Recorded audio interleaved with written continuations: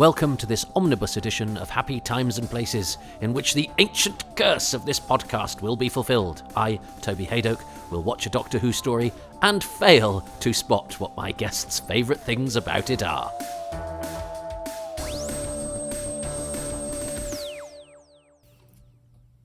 Hello, my name is Paul Cornell. I'm a writer, and you can find me on paulcornell.com. And my story that I'm going to nominate for Toby is The Curse of Peladon. Well, welcome everybody, and thanks to Paul Cornell, a very pithy Paul Cornell. I'm a writer, he says. He's not just a writer, he's a Doctor Who writer. And in fact, when I was a time tot, I only got my hands on a couple of sort of fanzines or Doctor Who Appreciation Society, stuff. And he was the writer. He was the fan writer.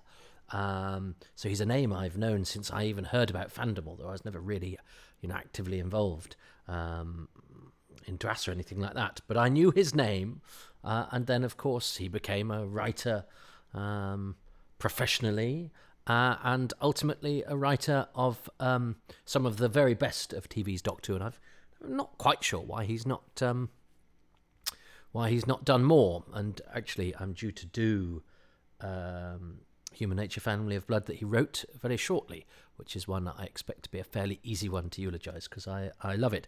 And I've met Paul at conventions and always found him very affable and friendly. And he was one of the first people I asked to do this who replied, so probably over a year ago. Sorry, Paul. It's just I sent out a big flurry, and I sort of do the order that I fancy, and I try and mix up the Doctors, of course. And I have to be honest with you. Now, this isn't are you okay, hun? I'm feeling a bit. I've just been sitting twiddling my thumbs and wasting time. I'm feeling a little bit of it's the beginning of the year as I record this. The dark nights are here. The beginning of the year as a freelancer, you always think you'll never work again, and my birthday is over already, and I'm feeling a bit sorry for myself. Just feeling a bit glum, and I don't want to go on Facebook and go, I'm feeling a bit. And I've had a few things that have not quite worked out, and I'm just a bit.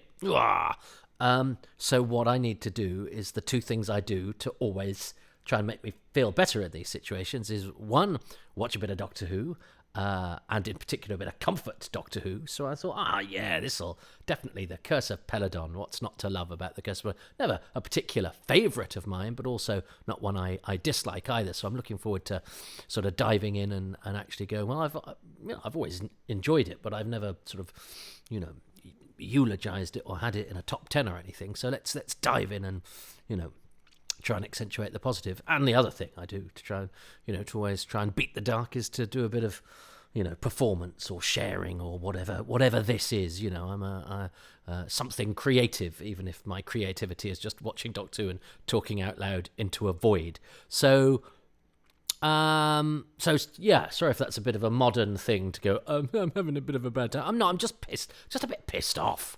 And I think we all feel like that, don't we? And the way to deal with it is not to, and I've, today is the day that Nadine Dorries has gone to war on the BBC. And I've seen friends of mine, get involved in great big back and forths with people being very mean to each other on the internet.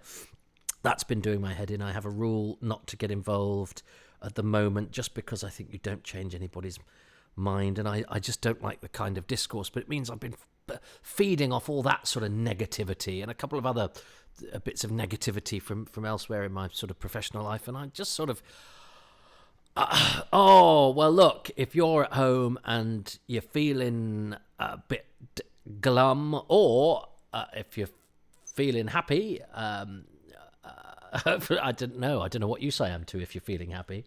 Well, I don't know. Anyway, it's nice that you're there. But if you're feeling a bit glum, you are not alone. But the way to deal with it is not to.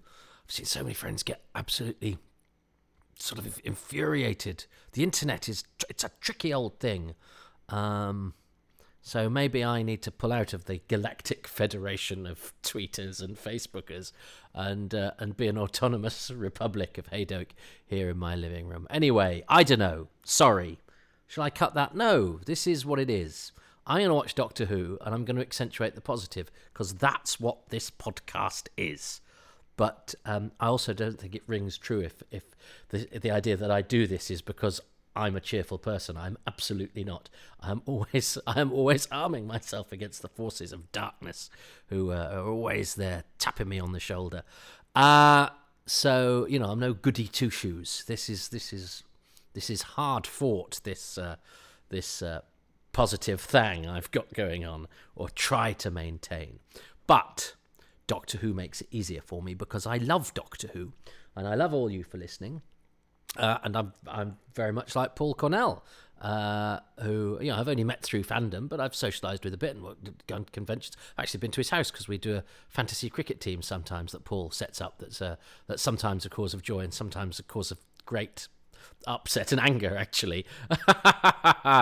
But no, it's a nice thing that Paul organises. So listen up. That was a bit of a long preamble. Let's watch Paul's choice, Doctor Who and the Curse of Peladon. I'm watching on BritBox. Other things are available, including the DVD I've got on the shelf, but I'm still on a free month's trial from BritBox, so I'm going to press play in 3, 2, 1, now. No, I'm not sponsored by BritBox, by the way. I'm not sponsored by anybody apart from patrons. So, right, so that took ages to load up, so nobody's in sync. That is the beginning of Doctor Who and the Curse of Peladon, which, no, I am not going to skip intro, or when I need to have the remote control to hand in case it tries to get rid of the closing titles, which will make me kill again if it does. So, Doctor Who and the Curse of Peladon. We had the book. We always had the book. It was one of the early books, and it was a nice one to flick through. I always thought he was called Brian Haley's until I got older and realised how words work, by which time he was... everyone on my Target bookshelf seemed to be, I learnt very quickly, was dead. Malcolm Hulke, anyway. Malcolm Hulke, David Whittaker, and Brian Hales. Brian Hales died at my age, actually, I think 48, before The Moon Stallion went out, which was his final work that Sarah Sutton was in. But we always had the book, and it has some nice internal illustrations. I always liked the book with the internal illustrations.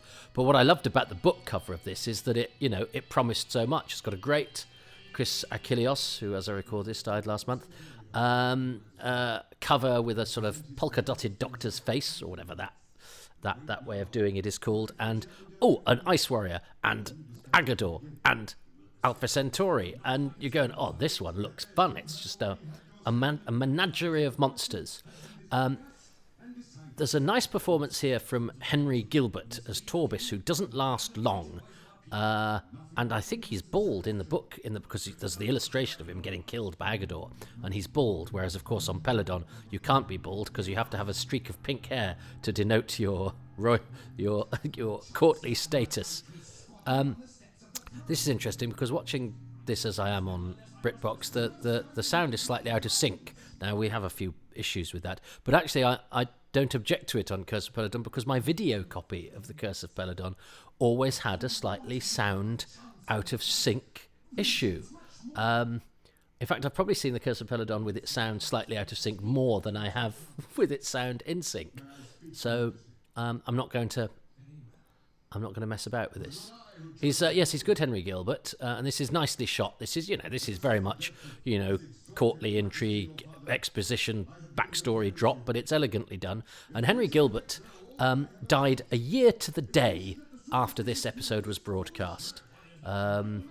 So there must be a record for the length of time between appearing in Doctor Who and dying, but I can't know. Well, actually, Jean Conroy gets that, who's the young woman in the wood in Dalek Invasion of Earth, because she actually died before her episode was broadcast.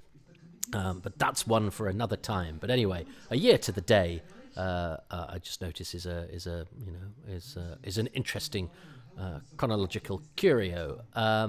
So gosh, that means he was dead before I was born. Isn't that extraordinary? I've sort of seen him so much, and I've learnt little bits about him. There's not much to know about him, but I can picture, I know who he is. People say, who plays Torbis in Curse of Peladon? I go, Henry Gilbert. He died a year to the day of it.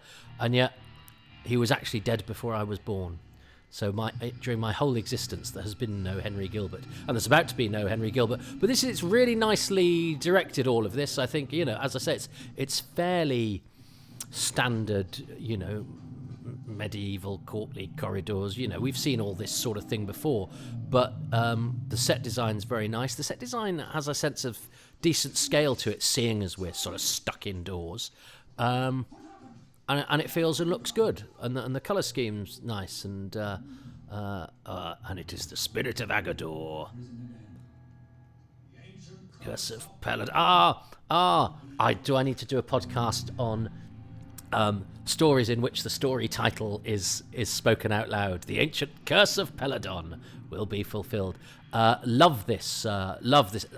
Always love a model shot. They're not as common, I think, as I was maybe led to believe as a kid. Just because I think I saw lots of Doctor Who that I saw early was Doctor Who with model shots in it. But I love the TARDIS landing on the side of Mount Mageshra, this was a pleasant surprise for me to see, because I got home from school and I think I've already mentioned this because I've done Genesis of the Daleks. Mum said, there's a thing called Doctor Who and the Monsters on tonight, The Curse of Peladon. And I went, well, that's not Doctor Who and the Monsters, that's just Doctor Who. And it was a repeat season. We'd already had the 5 Faces of Doctor Who, but this was The Curse of Peladon edited into 2 parts. And I think Genesis and Earthshock all edited down, but a nice little, unheralded for me anyway. I didn't have my ear to the ground in you didn't know in those days. You just had to. I mean, God, I would sometimes spend entire afternoons channel hopping just in case there was an unscheduled Doctor Who repeat, and I actually did occasionally get luckier. Didn't they repeat the Awakening one Sunday or something? I definitely, yeah. So it would occasionally actually happen. I mean, I always I remember fantasizing that they'd found the rest of the Underwater Menace and were going to spring it on an unsuspecting public. You can but dream.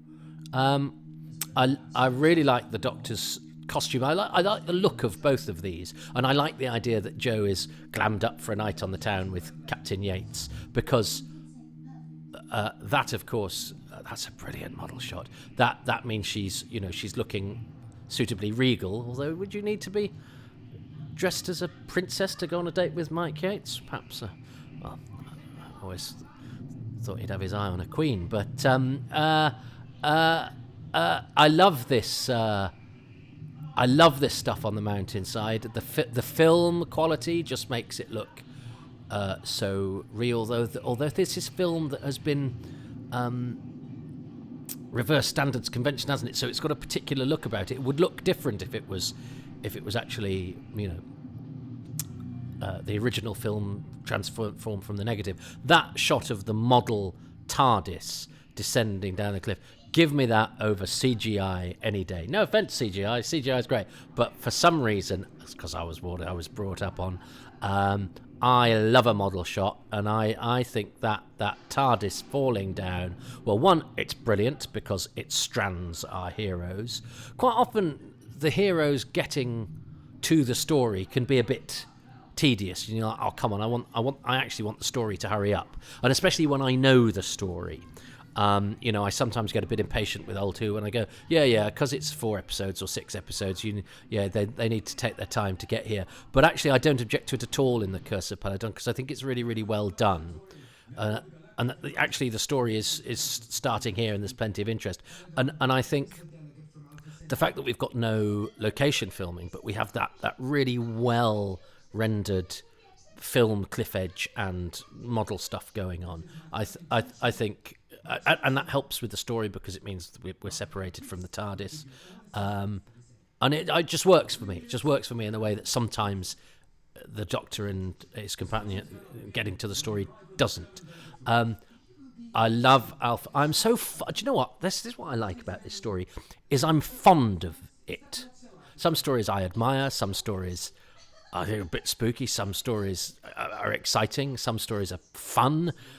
I'm very fond of this story, and I wonder why that is. I don't know, because it's not a typical Pertwee story, but it is not as unusual for me as it probably was to people who grew up watching John Pertwee, because, as I say, it was one of the, if not, it might even be the first.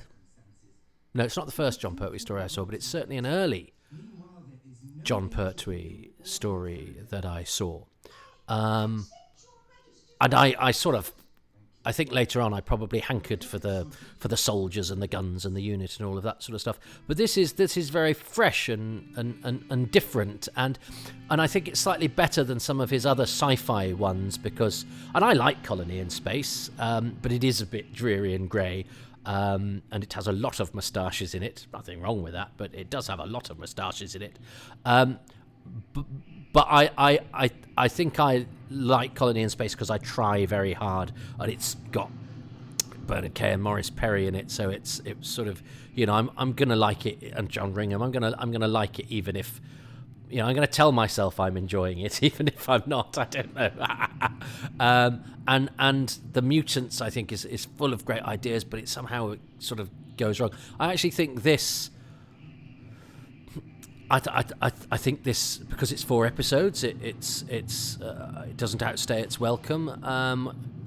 But I don't know. It just feels right. Also, in a way that Monster of Peladon actually doesn't. This is a I think a better production than Monster, and of course it's shorter. But I don't know. It just holds together. But as I said in the introduction, interestingly, it's not one I'd ever go. If you said, give me a top 10 Pertwees, I'd go, definitely Curse of Peladon. And when Paul submitted it, I didn't go, I need to do that one straight away. And yet, today, when I'm feeling a bit moody, I thought, I'm slightly comforted by the Curse of Peladon. Isn't that odd that I'm going for an action-adventure series set in a medieval castle with lots of aliens, and it's actually like a warm blanket that makes me feel cosy and happy, and it does. And I think everything. I think sometimes John Pertwee in his velvet with his big hair, enter Terence Dix going, it got more bouffant, can look a bit, sort of comical and a bit much, and sometimes Joe can look a bit cozy. I actually think Pertwee looks absolutely superb, and not sort of dated in this. But then again, I never sort of trust me, because I could watch it with somebody else who'd go, what on earth is he wearing? Whereas to me, it actually seems like quite a normal outfit.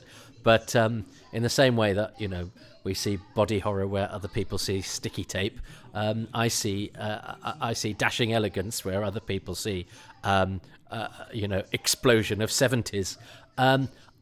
I think Brian Hales does a brilliant thing when he goes, well, okay, we've got this planet wants to enter the Galactic Federation.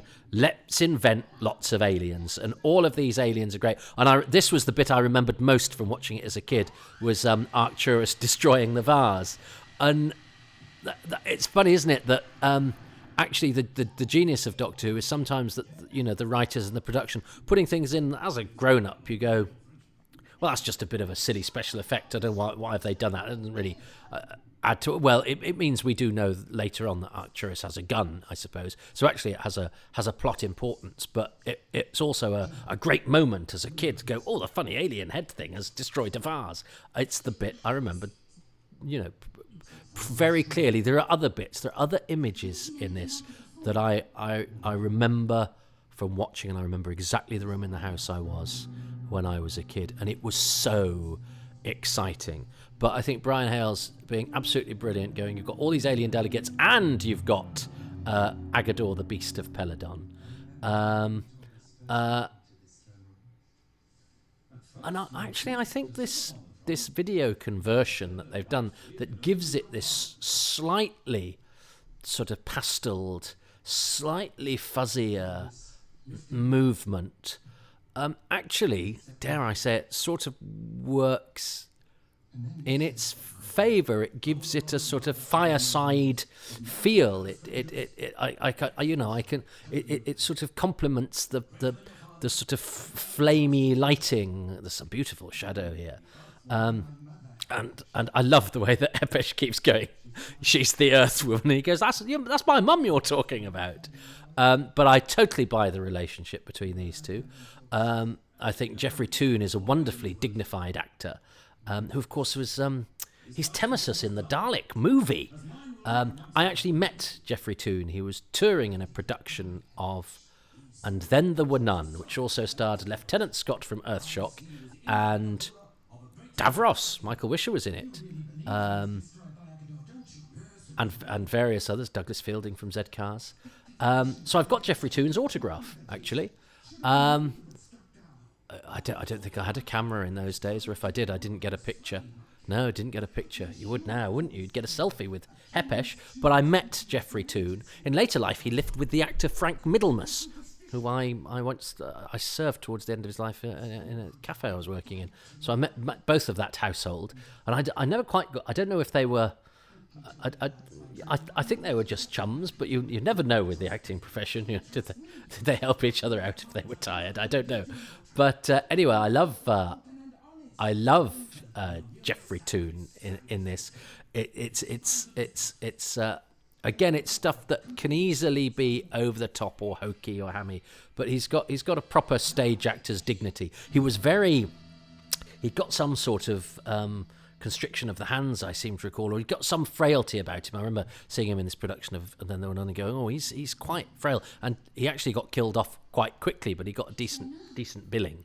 And obviously, well, keep working, love. And so yes, I had the pleasure.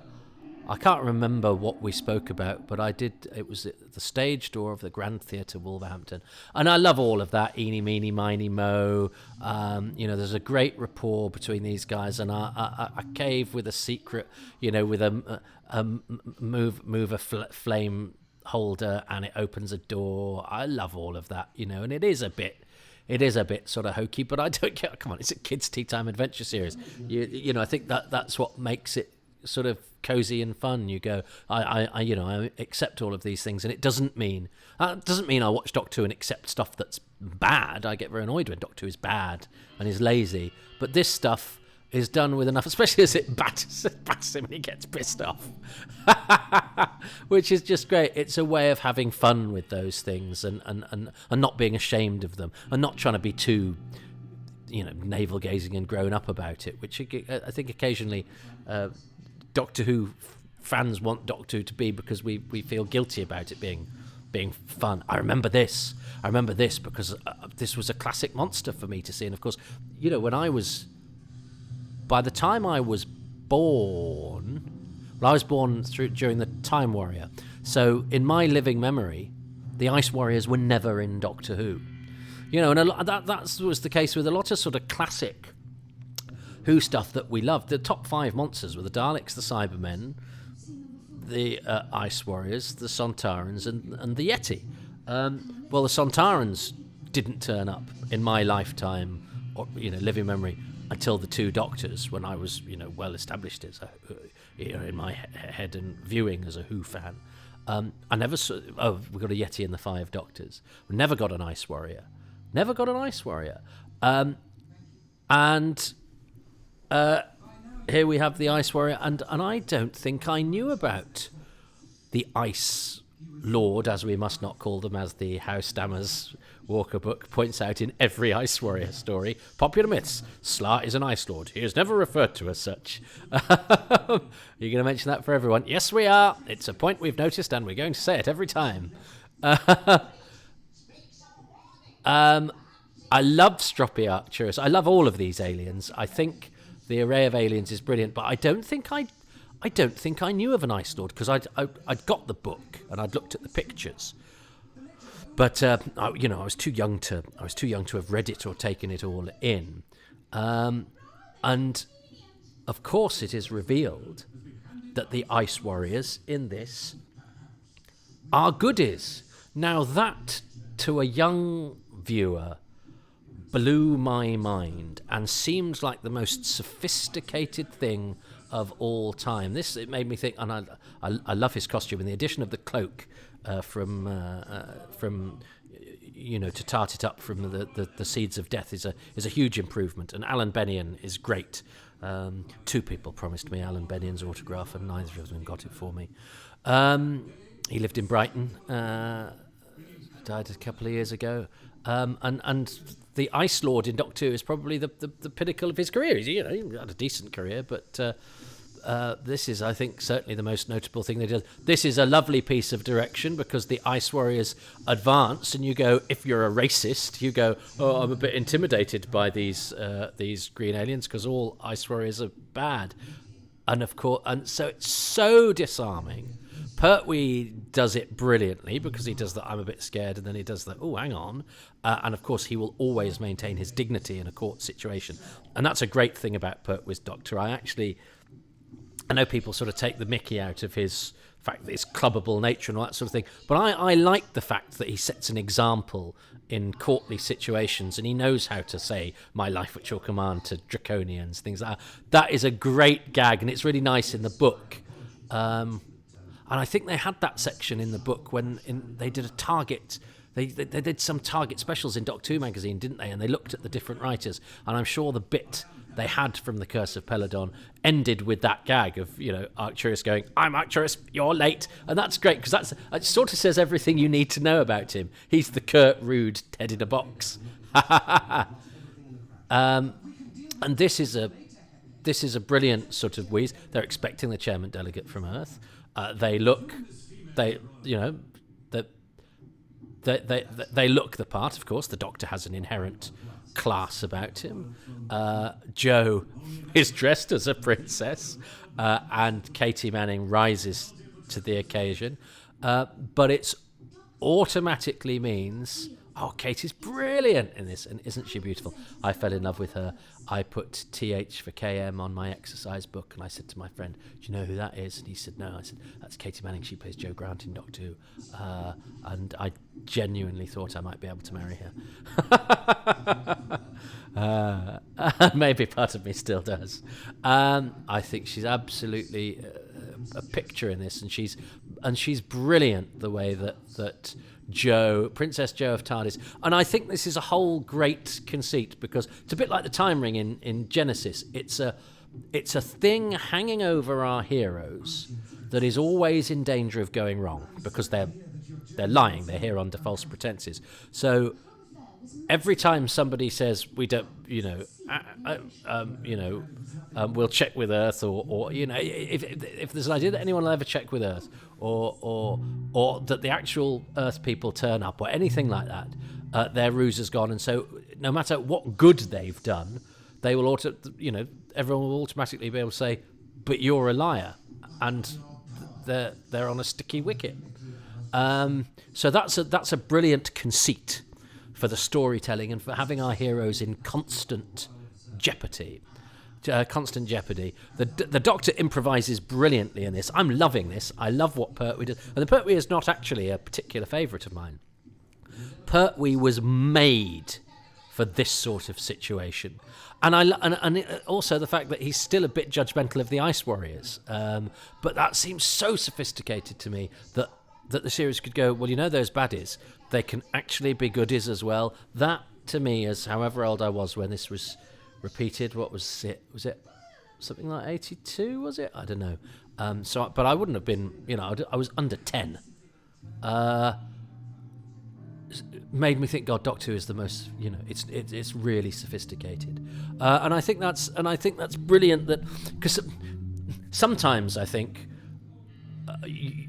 people go, oh, what should we do what should we do different with an alien? And you go, well, don't do something different with it. I like that alien because of how it is. Cold Blood, I think, is a great idea and a lovely story. Ice Warrior on a submarine, but it doesn't. It then goes, but what I'll do is I'll escape the suit and walk around and behave like a completely different alien, basically. And then they go, that bit where you don't know what's underneath its mask and what's not. Well, we're going to give that away as well. It just seemed to me to go, And you know the hissing that they do, that's their distinctive method of speech. Yeah, we won't do that either. And then you go, so you've brought the Ice Warriors back to not be the Ice Warriors. What? Well, I'm not sure. Whereas this seems to me to be a logical progression, because they are sort of dignified and a warrior race, and warriors aren't all, it's a cliche to say, all warriors are bad or whatever. All aliens are bad. So the idea that they can have changed their warlike ways. I love this piece of incidental music, and I know it well. I don't know why I'm so familiar with this cliffhanger, but it's from subsequent, because we didn't have it on Doctor Who and the Monsters. Oh, and I have to press a button. Or my reflexes are still there to save the closing titles. God, would I be able to catch something that had fallen? Somebody dropped a baby. Would I be quite so nimble? But to save the closing titles of Doctor Who. I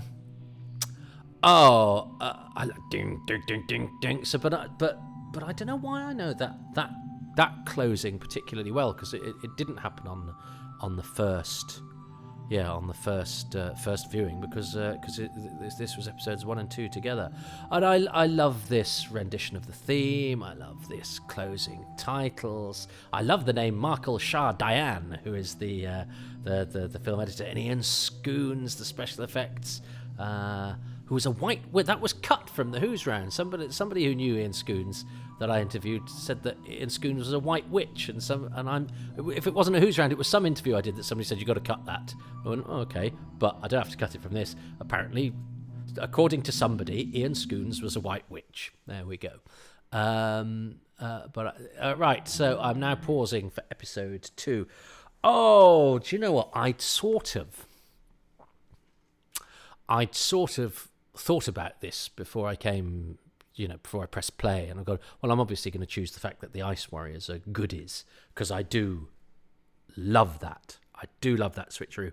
And as I say, that so bewitched me as a kid as being just such an amazing, brilliant idea that made sense, and yet I never would have thought of. And I remember saying to him, but the Ice Warriors are goodies, and him going, oh, yeah, they'd given up their warlike ways or whatever. And we go, that's just amazing. But actually, that's not... There's still an element of mistrust, isn't there, at this point in the story? So I could maybe choose it later. I could maybe choose it as my bonus thing. But it wasn't the thing that leapt out at me this time. Oh, what leapt out at me this time, which really surprised me? And again, look, when I do this, I'm reacting in real time, and it might just be because, this is... I make no... I make no pretense to definitiveness. This is me reacting to Doctor Who as I watch it, and I wanted something to cheer me up, and that really has. I love just how comforting that was, how snow. I haven't got an open fire on, but I feel like I have. I don't know if it's the flames of Peladon or the fact that I do associate this. We had an open fire at home when I was a kid, so maybe I watched it sometime in the past with an open fire. I certainly feel the open fire whenever I watch The Seeds of Doom and The Claws of Axos, because I distinctly remember watching those next to an open fire and sort of being in the glow of those, and they're on a Scotch tape. I've still probably got it upstairs. But this I mean, it's zipped. It's a very, very handsome production, and Lenny Main's productions aren't always, the Three Doctors, has some questionable choices, I would say, and as I say, Monster of Peladon is a totally different operation to this fella, but this I think is a handsome production, even though it's stuck in a studio. It does have a sense of scale to the castle. That film work outside is brilliant. That model shot of the TARDIS is just to die for. It's magic. Could have been done by a witch. But I think I'm just going to have to, and I haven't even mentioned Alpha Centauri, I think I'm going to have to go for the headline news of... with a side mention to the whole fact that, the Doctor is the chairman delegate from Earth and all of that, and Princess Josephine, and that, that hanging over them as potential jeopardy, which I talked about, which I think is such an elegant piece of storytelling. I think I'm going to have to go for the headline news that we're on a planet with loads of different monsters on it. because loads of different monsters have to okay whether Peladon enters the Galactic Federation. Haven't even mentioned the political subtext. So I wonder if Paul will go for something along those lines of the fact that there is a menagerie of creatures that is just sort of what Doctor Who is all about, but you don't often get stories with a whole number of different monsters in, all with such brilliantly sort of delineated personalities. Yeah. If he says it's the Ice Warriors being good, I'm going to smash the world to pieces because it will remind me of the world I'm trying to shut out at the moment. What has Paul Cornell chosen for episode 1? My favourite thing from episode 1 is that Joe is going to go out on a date with Mike Yates, because that sort of tiny little characterization of the regulars is fascinating. And these tiny little snippets, and they were minuscule compared with anything in modern television, really kind of put just the first beginnings of a structure in place that would last for the rest of the show. From episode 2, my favourite thing... Phew, I cut that. He's quick, isn't he? He's quick. He's a scriptwriter of economy, you see. It's just I do agree that is a wonderful thing. I love all of that sort of world building that is, as Paul says, is nothing like to the scale that you get in modern television and modern Who, where we know the ins and outs of how sad everybody is, and that's fine, and that's right, and it's good, and I've wept along with the rest. But you got nothing to that sort of scale in the old days. But the little nods that you did get just help to build that world and make Doctor Who, although it was a series of different adventures, feel like part of one big universe, and that was always very, very exciting to me as a time tot. So yeah, I accept Paul's choice of Joe Grant going on a date with Mike Yates, but sadly that is not what I chose. But I can very much understand why. But I have to say that's one of those episodes where I could have chosen any number of things, and even the one that Paul chose wasn't on my list of things to choose, but I could happily have chosen that as well if somebody had said, what about that? And I'm going, oh yeah, I could choose that. So well, not a great start in terms of me winning the competition, but I certainly feel better than I did 37 minutes ago. God, I must have done quite a long intro, sorry. It's only a 25-minute episode. But Doctor Who has left me feeling better than it found me. And that is if a piece of entertainment does that, it's done its job. Everything else is gravy. And believe me, my house is swimming in Doctor Who gravy. But for the fundamental job of improving diverting me from the rigours of everyday life as a 48-year-old man in the year 2022, Curse of Peladon has done the job it was only designed to do once for much younger and less complicated people in 1972, and it's still doing it 50 years later. Good for the Curse of Peladon. I love Doctor Who, and look, I hope this podcast has done its job, which is the erring on the positive thing is to hopefully make you go off with a spring in your step, or at least go, well, I've got my problems, but at least I'm not that guy. That guy being me, your host, Toby Hadoke. Well, welcome back, everybody. It is episode 2 of The Curse of Peladon, and I have a very pithy Paul Cornell rattling through his favourite things about this story. Paul, of course, is a very gifted Doctor Who writer, a very nice and very interesting man, fiercely liberal sort of fellow. So I must bear that in mind. He's somebody who, it's no surprise he's chosen a Pertwee story, I guess, because he's very much, when you see him sort of talking about things on social media, he very much, grapples with the injustices of the day and engages in a way that I'm increasingly not. Not because I necessarily think that's the right way. In fact, I think one probably has a duty to, but I don't know. My head is so mashed at the moment. engaging in battles on social media seems far less a good use of my time than watching Doctor Who and saying nice things about it. Perhaps that's what I was put on this world to do. I thought it was maybe to play the definitive Hamlet, or win an Oscar at the height of my Hollywood career, or at least no, I don't think I was ever that confident. But at least I thought maybe be venerated for my Shakespearean character acting. But no, maybe it's to talk about Doctor Who. I don't know how I feel about that. And that's not to say I do it with any great skill either. It just seems to be what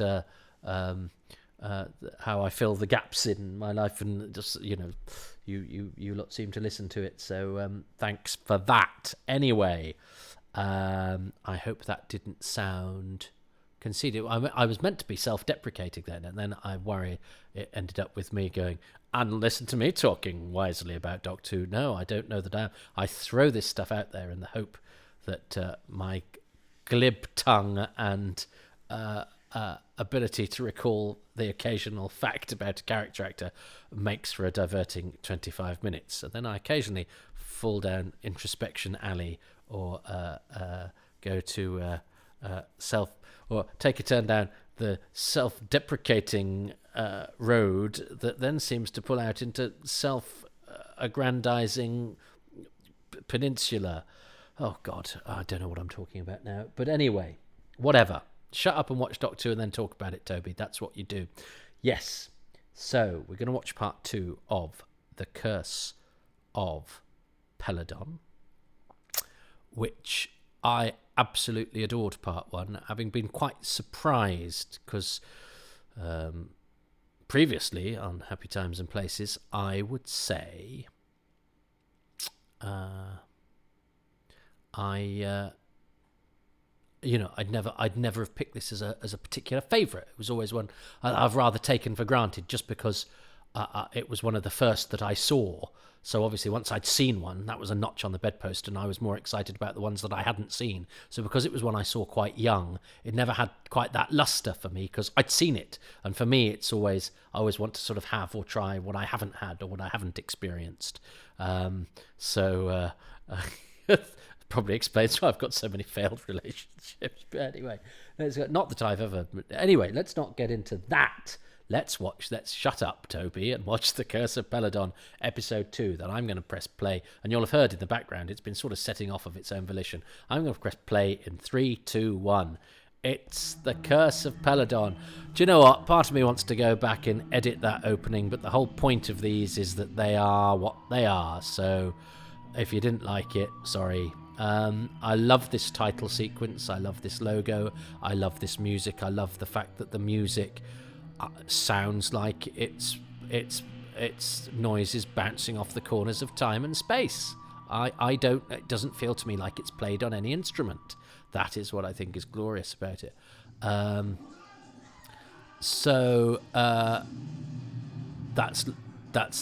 There's lots of lovely stuff there. Hepesh is protecting the king. Hepesh is again the king essentially, and yet he's doing it for him. So that's a beautiful dynamic. He's very protective of the king, but does bad things for the king's own good.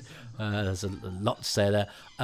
The fact that the Doctor has rescued Islia means that they now have a nice bond. And the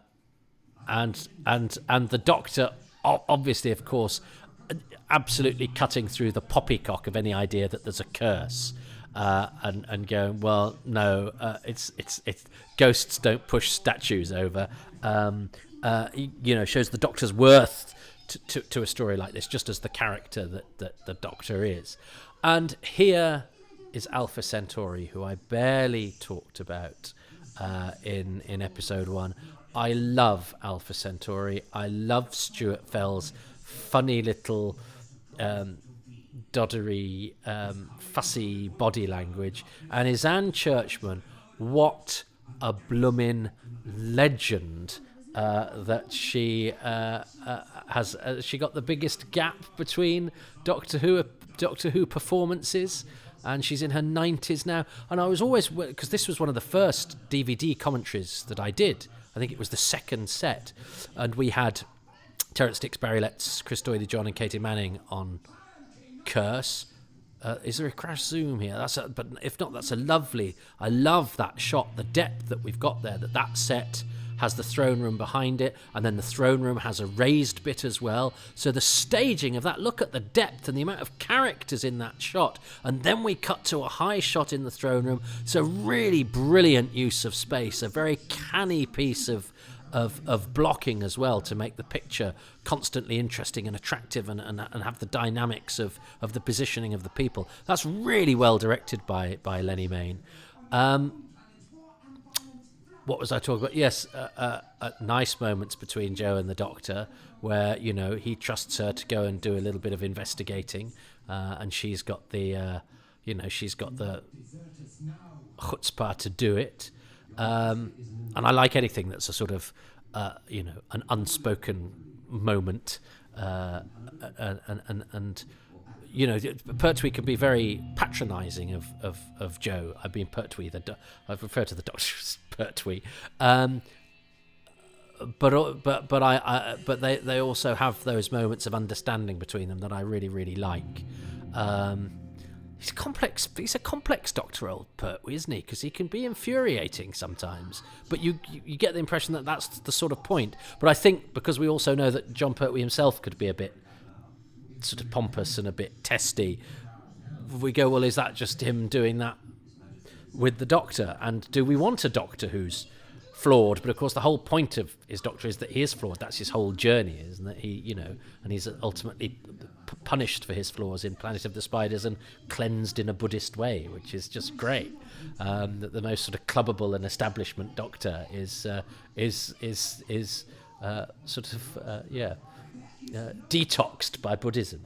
But there is no plot. I'm being completely honest with you. In fact, I think in Paul's book, The Discontinuity Guide, not just Paul, Martin Day and Keith Topping as well, they use that as a double entendre, don't they? Or as a line that King Peladon's saying there is no plot, i.e. there's no plot in this story, but there's plenty of plot in this story. Haven't even mentioned that King Peladon is played by David Troughton. I was so excited when I read in the credits of the Doctor and the Monsters showing. I was a credit reader even then. David Troughton, son of Patrick. Oh, how exciting! And I know David said that he was. I've had the pleasure of interviewing David. That he was, I think, offered this. Having been an extra in Enemy of the World, we can spot him. I love the relationship between Joe and King Peladon. I mean, Peladon is a bit soppy, but you know what? Again, when I was 8 or however old I was, I absolutely fell hook, line, and sinker for this, and they don't have an awful lot of time to sort of establish it. It's very much it's not. It doesn't develop like a relationship in a modern drama developments. It's a bit sort of fairy tale, and yet the two actors absolutely sell it. You know how to chat up the girls, Peladon. Well, he does now. He makes a real hash of it later on. I love you. I'm going to execute your friend.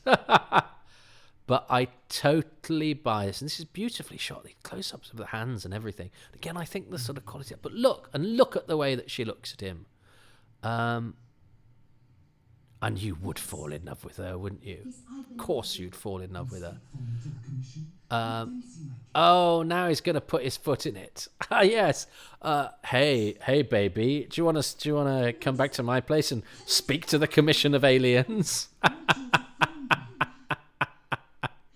Oh, it's wonderful because it's all great character stuff, and it's good for their dynamic. And the fact that he mucks it up so royally, excuse the pun, is the sort of point. But it totally works. He's excellent. She's excellent. That's a brilliant shot of Hepesh doing his, again, fairly sort of cliched high priest thing. And I've always wanted to have some of that stuff that you throw into the flames to make it go. And I loved Grun the King's Champion. I discovered a thing that I don't think was understood by the Doctor Who people sorting out the DVDs and stuff. In that, because Grun is credited as Gordon St. Clair, but I once saw an advertisement for an Australian Doctor Who convention that said Gordon Stoppard, Grun from The Curse of Peladon, will be appearing or whatever. And then there's Gordon Stothard, who is a Cyberman in The Wheel in Space, and actually then crops up as one of the warehousemen in The Invasion, where there are plenty of Cybermen and he doesn't play any of them. But if you look at those warehousemen, they're Gordon Stothard, and Miles Northover, who's a Croton. So both of those warehousemen who in episodes 2 and 3 of The Invasion, or certainly episode 2, who carry the crates and have the strength of, because they've been cyberly augmented or whatever, are the faces underneath Doctor Who monsters from around that time. And you can see that one of them is Grun. And I went, so Gordon St. Clair is Gordon Stoppard, is Gordon Stothard. They're all one and the same person. And then it all sort of fell into place. But I don't think anybody had kind of put that together when we were looking at where to find people for the DVDs and stuff like that. And I've had an email about Gordon recently, which might not be good news. I need to double check that. I kept meaning to write to him. He's definitely went to Australia. I mentioned him to Derek Ware, and Derek Ware wasn't very complimentary, and I can't remember why now. But Derek could be a bit downbeat, especially on people who weren't proper stuntmen. Because Gordon, of course, has the very long fight scene in this, and Derek was not happy about The Curse of Peladon, because it's the one outing, isn't it, of Profile, which is basically Terry Walsh's outfit that was basically stealing the Havoc idea, but then it was just Terry Walsh. It wasn't Profile, and Profile were never seen or heard of again. But Derek Ware was not happy about the departure of Havoc from Doctor Who, and in fact a lot of 70s television, because he was stung by not being able to be a stunt union, and I think he felt that Terry Walsh kind of nicked the Doctor Who gig off him because he was a good double for John Pertwee. Love the relationship between these two. So Katie and Gordon Stothard both ended up in Australia. But I loved Grun. I remember, again, when I watched this for the first time, the good-hearted mute. Looking at it now, it's sort of as patronising as the strong, silent, and he's black man character of either of the Daleks and Tomb of the Cybermen, and you go, can we not have another character from the black person? That seems a little bit. You go, that's a bit. And now that I'm much more conscious of how disability is portrayed, I have to be conscious that I'm not being patronising of the mute character by going, he can't talk, but he's got a heart of gold, and he's easily duped. Substitute black man for disabled man, and you've sort of got the similar sort of character. But you could also say, and they're all tall as well. They're being mean about tall people, but I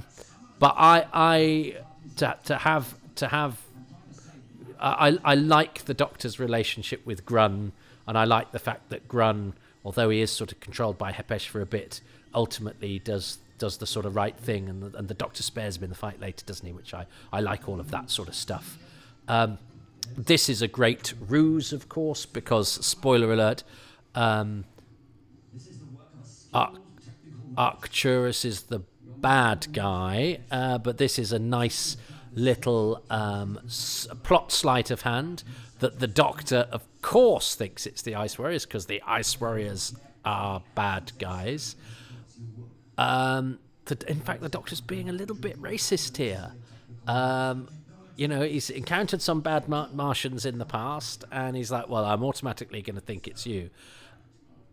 And Alan Bennion is excellent as Islia. I've got a feeling Paul wrote somewhere that Isleo is one of his favourite Doctor Who characters. I might have to bear that in mind for when I'm choosing my favourite things. I remember there's a bit in this where it doesn't Skell say, I found it in the hands of the princess. I'm sure that comes later because he finds her when she's searching the Martian quarters. Because it's been planted. So the sort of whodunit mystery is fairly economically and elegantly done as a piece of straightforward adventure storytelling. So a lot of things going out of focus in this. I love these Ice Warrior costumes. And this is lovely Sunny Caldinez. There's a theory amongst some of the high brains of fandom that Skell, who's the one in Monster Peladon, and Sorg in this are actually voiced by Barry Letts. And I'm sure David Brunt... Yeah, why are you here? But I thought he'd got a hint of...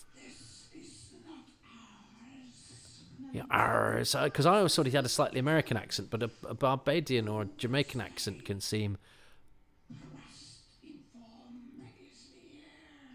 Must inform Isleo. Yeah, isn't that sort of that slightly American sounding thing a bit? Could that not be a slightly Caribbean sort of twang that Sonny Caldinez does actually have? But David Brunton, I think Nick Pegg and some of those hybrids swear that it was Barry Letts who was too honourable to say that he'd done an acting job in Doctor Who, but that did sort of slip that fact to them in a brown envelope or under the table. I don't know either way, but it's an interesting curio that has been raised as a thing. Lovely, again, high shot there. This is great work from Lenny Mayne.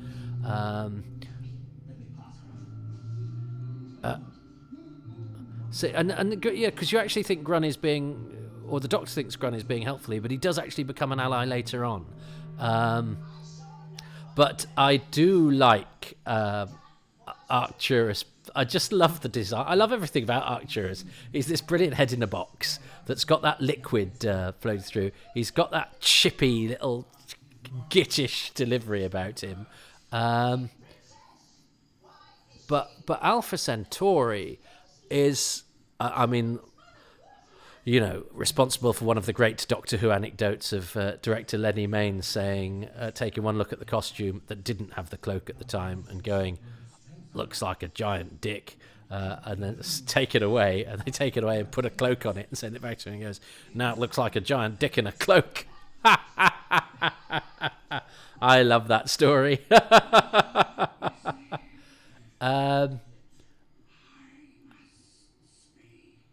With you.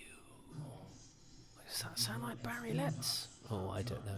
Because, of course, I always found it slightly perplexing that they go to the trouble of giving the Ice Warriors mouths, and you can occasionally see the mouths move in some of the other Ice Warrior stories. But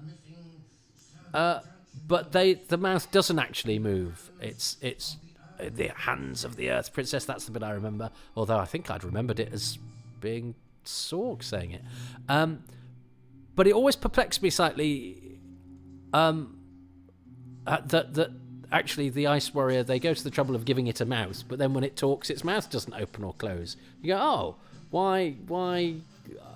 I don't understand that, because it would be easy enough to do to have the actor opening it. And I know the Ice Warriors are sort of post-dubbed.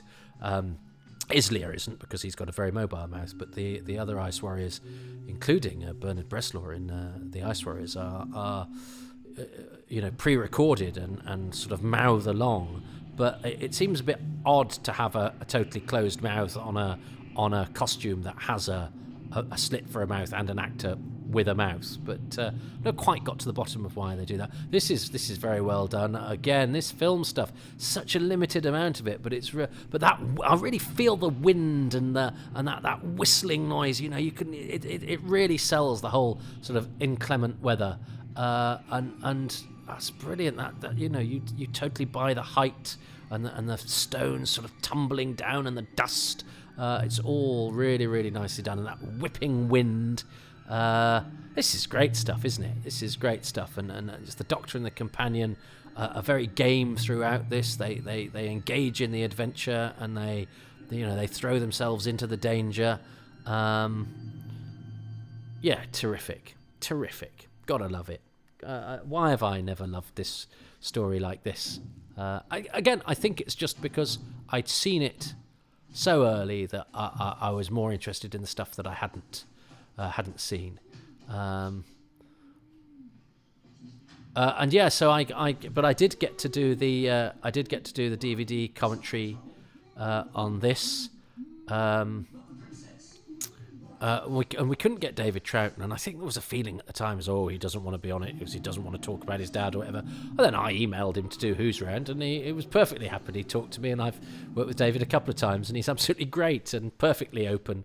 I think he was just busy and not available. Love the costume for Agador, mighty Nick Hobbs. I saw Nick Hobbs in a BBC thing only a couple of years ago, and of course he's in Amy's Choice. He's one of the few credited classic series actors. I got into trouble for saying this. I mentioned that Gilbert Wynne in the Crotons. I said, you were one of the few actors to have done classic Doctor Who and Torchwood. And somebody went on a forum and went, there's this actor and this actor. And you go, are you going to quibble with my use of the word few? It's just my way of pointing out that Gilbert Wynne was in Torchwood and in Doctor Who. I think it's reasonable to say few because of all of the actors that have been in Doctor Who, not that many of them have been in Torchwood. But I love the fact that somebody will go to a forum to quibble with such phraseology. Compared to the amount of actors that have been in Doctor Who, Nick Hobbs is one of the comparatively few. These ice warriors look great. These corridors are brilliant design. They've got real length to them. You really get the sense of scale. And they're great costumes, the Ice Warrior costumes. Nick Hobbs is in Amy's Choice, because he's a stuntman as well as an actor. He's mostly a stuntman.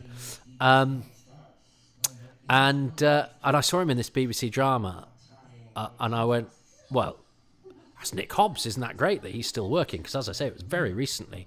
And I went, but he's surely not going to survive this opening sequence that he's quite prominent in, because he's Nick Hobbs. And he goes to the roof and chucks himself off. But I was very pleased that because you always play that game with Terry Walsh, don't you, where you go, he's going to climb up a ladder and fall off it or get clonked over their head. And I was pleased to see Nick Hobbs and go, he's going to fall off something. I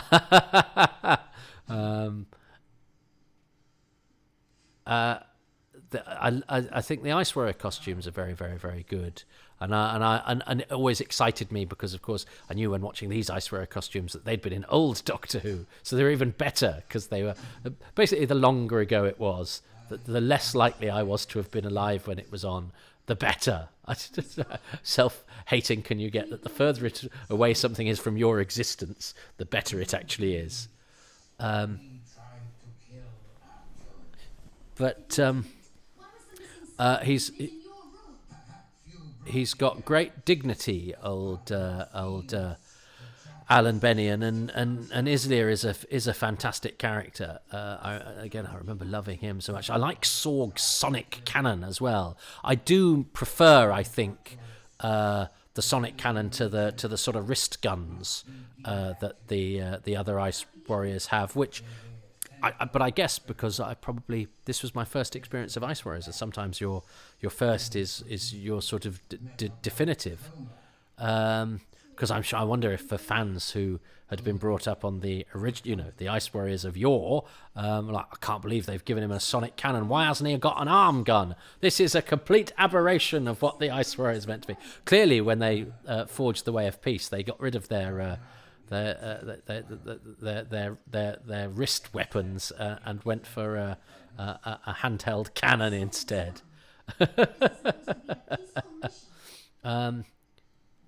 But haven't the modern Ice Warriors also not got the brilliant claw things too?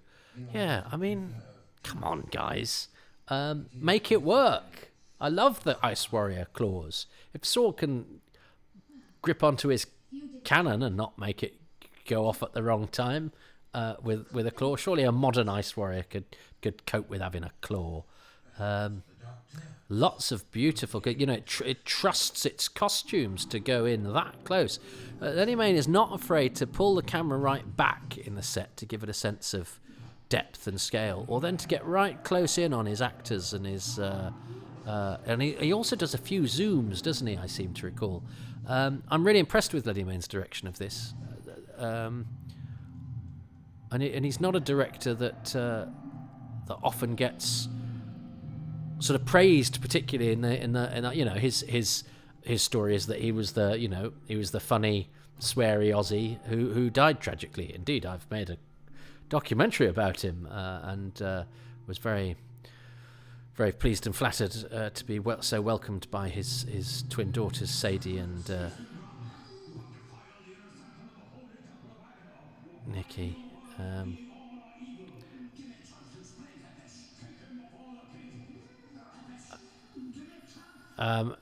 Hepesh is a wily old fox, isn't he? But the beauty of Hepesh is that he is doing the right thing as far as he is concerned. It's not some crazy, I want to take over the world because I'm mad, or I want to kill people because I'm evil. He is worried about the future of his planet, and he doesn't want to enter the EEC. He's basically a Brexiteer, and although I am not of that inclination, I am not somebody who dismisses people of different political views to me of being awful, evil people beyond redemption, because if you think like that, you're essentially a Dalek. What is the truth and what is best? It's usually a mixture of things, and I'm aware of the inherent contradictions and flaws in my own political view, and I have to be in that of others. But we, by acknowledging we're all hoping for the best, even though we have different ideas about how to achieve that, I think you're on a better footing. That may make me sound naive, and yes, I know some people are gits, but there are gits on both sides of the Galactic Federation argument. But I think this very maturely. Although Terence Dix would also say, we'd always say, we didn't, that was all. There was never any intention to do political stuff. Rubbish. You're not telling me that this is a coincidence and that the miners in Monster of Peladon are a coincidence. It's just that Terence would always sort of back that sort of stuff. Oh no, we just didn't want the test card. There's absolutely no way that the parallels between this and the entry into the common market were just a massive coincidence. Terence just didn't want to make a big thing of it because he would never suggest he was making anything highfalutin, because he was far too humble, and because he wasn't. He was making a kids' adventure serial, but it is one that resonates because of things like this. That could be one of my favourite things, the political subtext and the way that it handles it, I think, quite maturely. I also like Joe and King Peladon. I love that scene where they seem to be getting on, and then he goes, could you, before we, here's some flowers, here's some perfume, I'd love you to put on that perfume when you go and speak to the other delegates on my behalf, or whatever. I love Alpha Centauri, I love Islia. Paul's going to choose Islia at some point, or the fact that the Ice Warriors are good. I might roll those two things into one.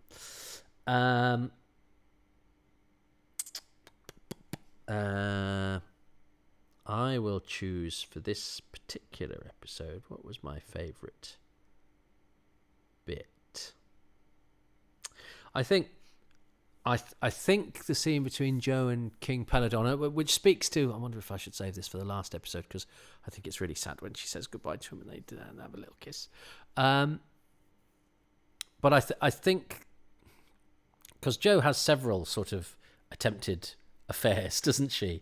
And I don't think I'll be choosing her holding hands with the Thal Latep. but I think this one really does work, and I remember it taking. And I'm not one particularly for soppiness in Doctor Who. I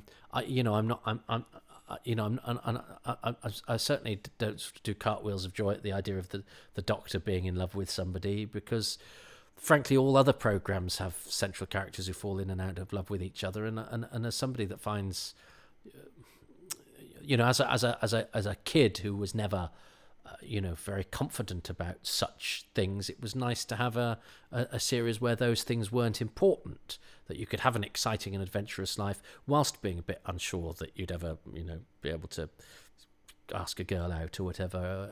And I think Doctor Who being quite asexual is a refreshing point of difference between Doctor Who and other characters. I actually think the way that Russell T Davies dealt with that was actually very good. So even though my natural disinclination towards it, I can be changed. I can be made to swing in the other direction. But yes, I'm disinclined to sort of care that much about lovey-dovey stuff in Doctor Who, because everyone's programs have lovey-dovey stuff in, whereas Doctor Who's is the one with the exciting aliens and blah-de-blah-de-blah. However, when it does it, and it does it well, it can be, because sometimes it does it badly. Lartep, Andred, etc. But I think this is so well played by the two actors. And it's done with such economy, and yet that it's pulled off. It's believable, even though its raw elements are not believable. It happens so quickly and in such a small amount of scenes, and he makes such a hash of it so often. But it works because of the way that it's played and the way that it's done. They get given just enough, and the actors are trusted to use the small amount of screen time they have to do that. To do it, and they do it, and it is very touching. And even though, it's brave enough to sort of show Peladon screwing up, but for kind of understandable reasons. And I liked all the shooting of it; those lovely close-ups of the hands and and that ties in with Lenny Main's shooting right close up in the faces as well. So Jo and King Peladon kissing in a tree, kissing in a throne room. With his boots and his shorts, which is an odd combination, isn't it? His shorts, barely cover his thighs, and his boots go right above his knees. I think that's certainly a combination you don't see very often. That I won't be. I have to say, I won't be. I won't be rocking up to the Chorlton Arts Club in that kind of combo. I'm strictly a cardigan man nowadays. Now, I've got to find Paul on my computer here. What's he going to choose? Paul Cornell, Doctor Who writer, special guest. Choose about The Curse of Peladon, episode 2. From episode 2, my favourite thing is Jo's relationship with King Peladon. Get in! It's so well drawn, and gives the companion her own screen time and her own plot in a much meatier way, and is actually amounts to something more than the usual companion and guest cast member look at each other a little bit fondly and then go their separate ways at the end of 4 episodes. Yeah, absolutely. It is, and it was worth picking. Definitely worth picking, because then suddenly the hate does coming from behind, which I wouldn't advise you to do, King Peladon, not until you've smoothed things out. Sorry. But judging by the 2 introductions I've done to these episodes, that's not going to be the worst thing I say for this edition of the podcast. Anyway, so I'm going to go to bed now. Much happier than I was an hour ago when I started this look at The Curse of Peladon, because I've done episodes 1 and 2 together. And I'll return for episodes 3 and 4, as will you. But I go to bed. Even Stevens with... I hope I get to do that at the Green Death. How are you doing? Stevens? We're evens. But I'm... Even Stevens with Paul Cornell as we're halfway through The Curse of Peladon. Thank you very much for joining me. and I will speak to you next time we find ourselves trying to gain entry into the common market. Spoilers, reader, we did, and then we aren't anymore.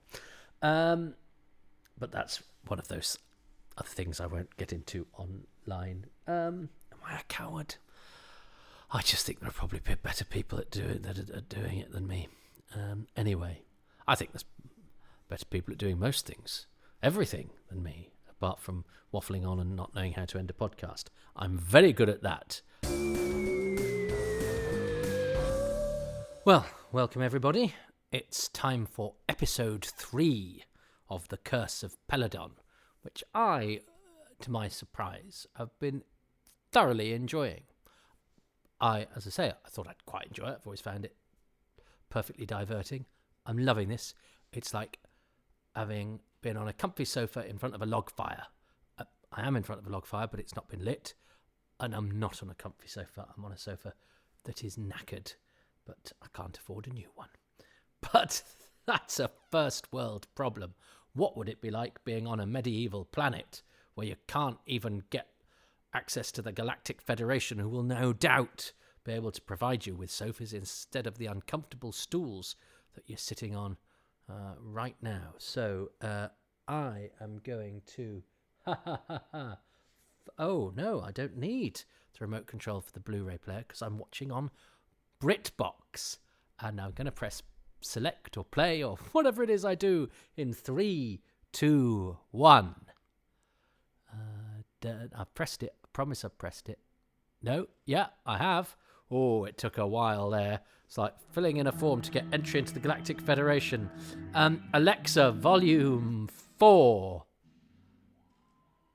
Look at that. I love this title sequence, and I'm seeing it occasionally. Well, I suppose people sometimes wonder what I watch on. I've got a projector, so I watch it on a wall. So I'm seeing a lot of this Doctor Who much bigger than I've ever seen it before, because I've never really had a giant telly or anything. But we don't have a telly at the moment. We just have a projector. So we have the establishing shot of the citadel of Peladon on Mount Megeshra.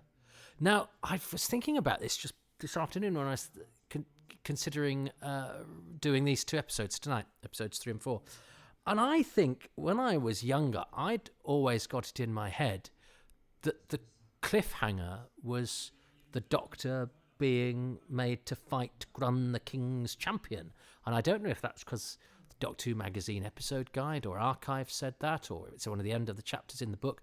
But I remember when I did finally get the full version of this on video, which was quite late in the day because, as ever, it was a story that I'd seen, even though I'd seen it as a youth, and I'd only seen it once. There were a lot of stories when I was collecting DVDs I had never seen. They were the priority. So this was quite a late one. Familiarity breeds contempt, or at least, it's like I've had him. I want to try something new. But anyway, so when I did finally watch it, and the episode ending was "You are sentenced to death," I remember being, oh, that's quite unusual. And of course, I'd seen that cliffhanger because I'd watched Doctor Who and the Monsters. Lenny Wayne's camera work is really interesting. Because I never massively rated him as a particularly fascinating director of Doctor Who. I like his kooky camera angles in The Three Doctors, but that has a lot of problems in terms of production. Three Doctors. A Monster of Peladon is not great. I've always had a soft spot for The Hand of Fear. I'm looking forward to doing that because I've always thought it's got unnecessarily short shrift. But here we are on Peladon. The camera is thrusting backwards and forwards and between people there are some great close-ups, but also some great sort of positioning of all of the characters. And Pertwee is absolutely made for being noble in a medieval castle and then having to have a big fight. And I will be interested to see how much of this episode is a big fight. And there's a zoom. going right in. But it somehow it doesn't seem. Oh, that's a great shot of Blore. Blore, forgive me. Grun. Are you saying all Queen's champions look the same? Grun shot from below. Gordon Stothard, aka Gordon St. Clair. Oh, I found the email I got about him. It was a blind alley. I think Gordon is still around and living in Australia. The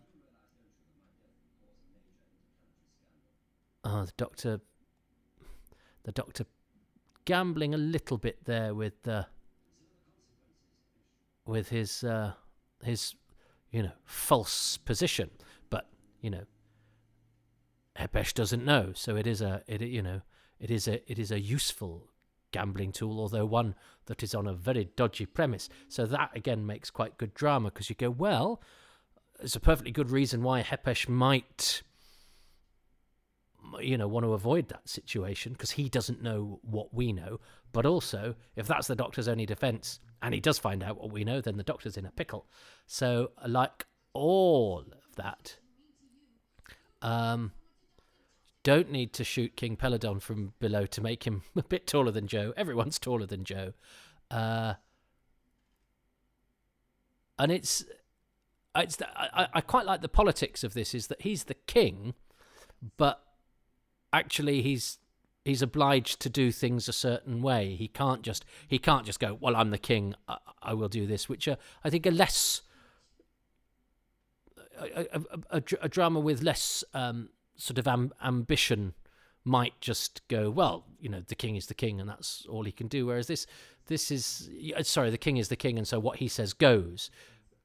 Whereas he's got to keep the people happy, he's got protocols he has to follow.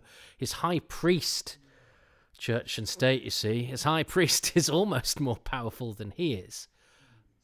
And I still want to know how this hair works. Do they dye it to signify that they're? I've never considered that it might be unnatural, because obviously the miners of Peladon are the ones with. But you wouldn't make yourself look like a badger, would you? You must be born as a badger, and then you're sent down the mines. But that's a bit unfair. That's a bit sort of racial profiling, isn't it? If you're one of the badger people, you have to become a miner. But I want to do ballet. You're a miner. You were born a miner, and you'll always be a miner. I've got pink hair, but hang on. I thought have you been sleeping with the king or one of the high priests? No, I've heard of milkmen with pink hair. No, I'm a milkman, and my father before me was a milkman, and we never had none of that pink hair. You've been sleeping with the king.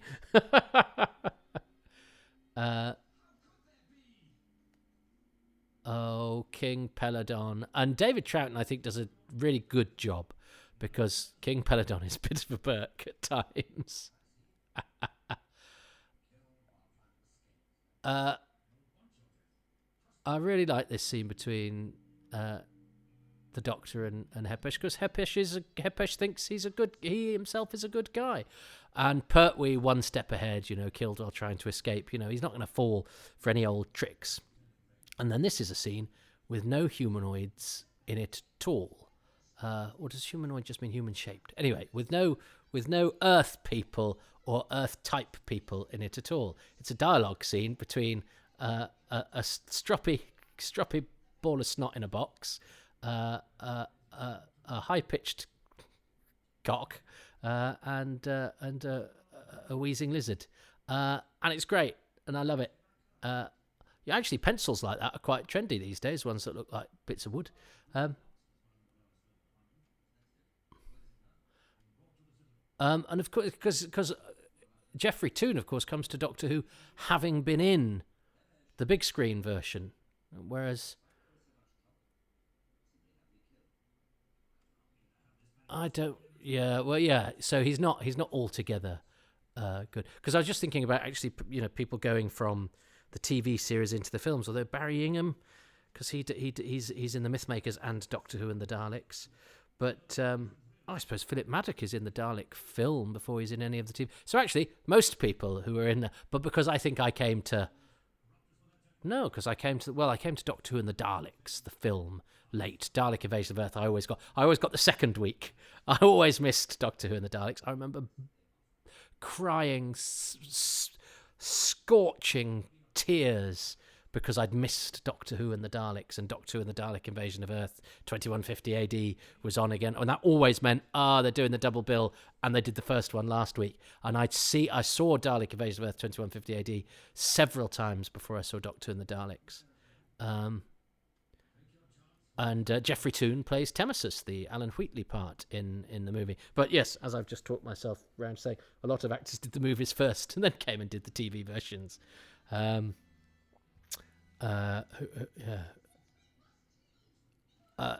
love the little rocking movements.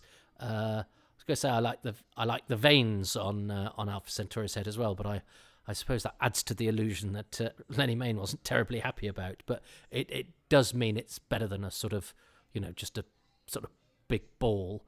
It needs the texture to look slightly organic. I mean, now you'd add you'd add something glistening, wouldn't you? Although actually, I think Alpha Centauri's great, and it's a clever idea having all of the arms attached to the one arm. But there is a sort of slightly mournful countenance to the sort of slightly droopy eye. And I love Arcturus's bubbly liquid to the side. Oh, Izzy almost hugged Sorg then. I really like Pertwee's outfit in this. This is it's not too, he says, looking at the frilly shirt and about to say, it's not too flamboyant, but it somehow isn't on Pertwee. As, is it Larry Turner said, two people can get away with frilly shirts, Jimi Hendrix and John Pertwee. I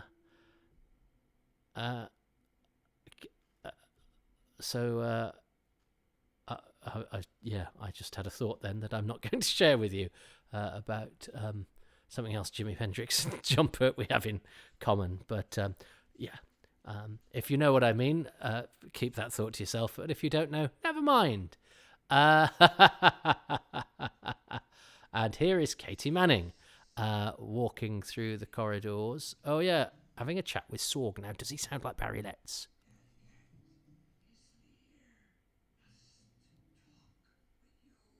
No, you see, Islier, that's quite Caribbean, I would say. I don't see why that's not Sonny Caldinez. But, as I say, others have done research. But I think sometimes you have to have the courage of your convictions. And I don't see why that's not Sonny Caldinez. Although I am intrigued by the idea that it might be Barry Letts. But it seems to me too good to be true. It's too nice a story to actually have any credence. And I've certainly never seen any evidence of it. Alan Berlin is great. I like this line about Arcturus is a coward and Centauri is a coward. Alexa, volume 5. I'm sorry, because I was talking as it says Arcturus is a coward by instinct and Alpha Centauri is a coward by... No, Alpha Centauri is by... Anyway, whatever... By logic. Arcturus is a coward by logic. Alpha Centauri is a coward by instinct. And I love that. And then I love the fact that... Because we're still a little bit a step back from the Ice Warriors going... But hang on, they're the bad guys. Oh, and hang on, why the heck is Arcturus listing in? Because still here we don't entirely trust the Ice Warriors, but now we don't trust Arcturus. I'd forgotten about his eavesdropping, but yeah, we are still slightly one step back from the Ice. He's going to do the walk into the camera thing. I love it when people do that. Because the Ice Warriors are bad guys in Doctor Who, so we're still. We've been primed to go, come on, when are you gonna show your true colours? It's not easy being green. And it plays with our expectations, so that then when Islier does that bit where he goes, it has to be unanimous, I voted in the Doctor's favour, because he said, well, it gets you a little bit, doesn't it? If you're a boy's own adventure type like I am, and you go, I like that sort of, that brave moment. That moment of sort of honour that Islea does. Islea's great. That's George Giles as the captain, who was I think well versed in musical theatre. I think both in actuality and euphemistically, if you know what I mean. I'm sure Terence and Katie, and I think even Lenny Mayne. No, maybe Lenny hadn't been interviewed, but there's a few interviews where somebody said there's this guy playing, the butch captain of the guards, and he was perhaps slightly less used to the cut and thrust of the battlefields than the cut and thrust of the some after hours acting club. I don't know. I don't know where I'm going with this, but you know what I mean. I'm saying he was very camp, and in fact, my mum, I went to see a production of The King and I and brought back a program, and he was there in it as one of the. So he was a big musical theatre guy. He's no longer with us, sadly, but he sounds from the interviews I've read that he was quite a character. He's a bit sort of, you'll have someone's eye out with that, dear, of the sort that just keep you chortling away on a long studio day. So and yet he's as convincing as he needs to be as the guard captain in this.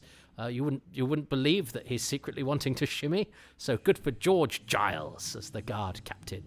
I think he has a lovely moment in episode 4 as well that I'll probably get all soft about. It's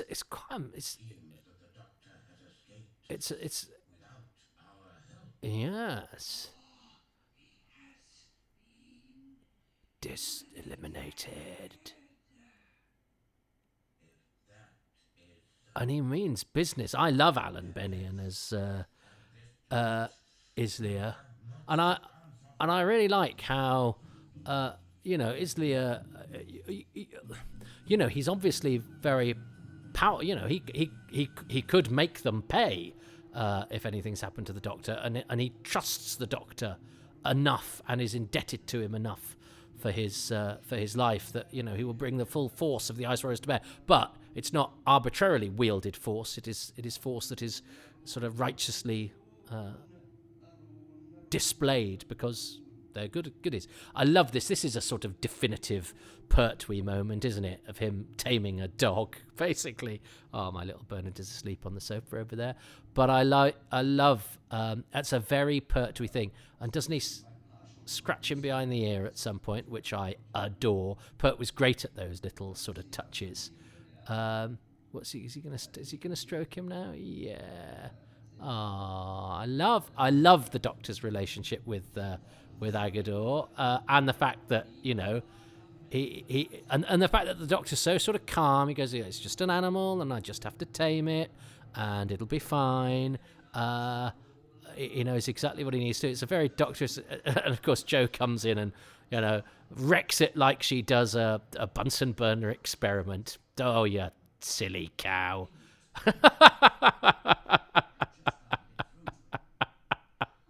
In fact, the Doctor is nicer to Agador than he is to Jo. He's not really, but I love the little device on the screwdriver. I buy that works as a hypnotizing. Oh, I'd so forgotten the joke where he hypnotizes Jo. That is brilliant. That is such a great gag. You've ruined another experiment, Jo.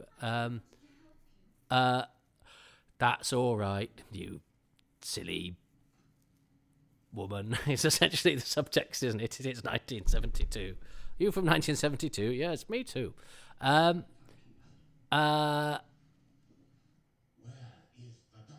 Great, good work on the good work on the positioning of the people.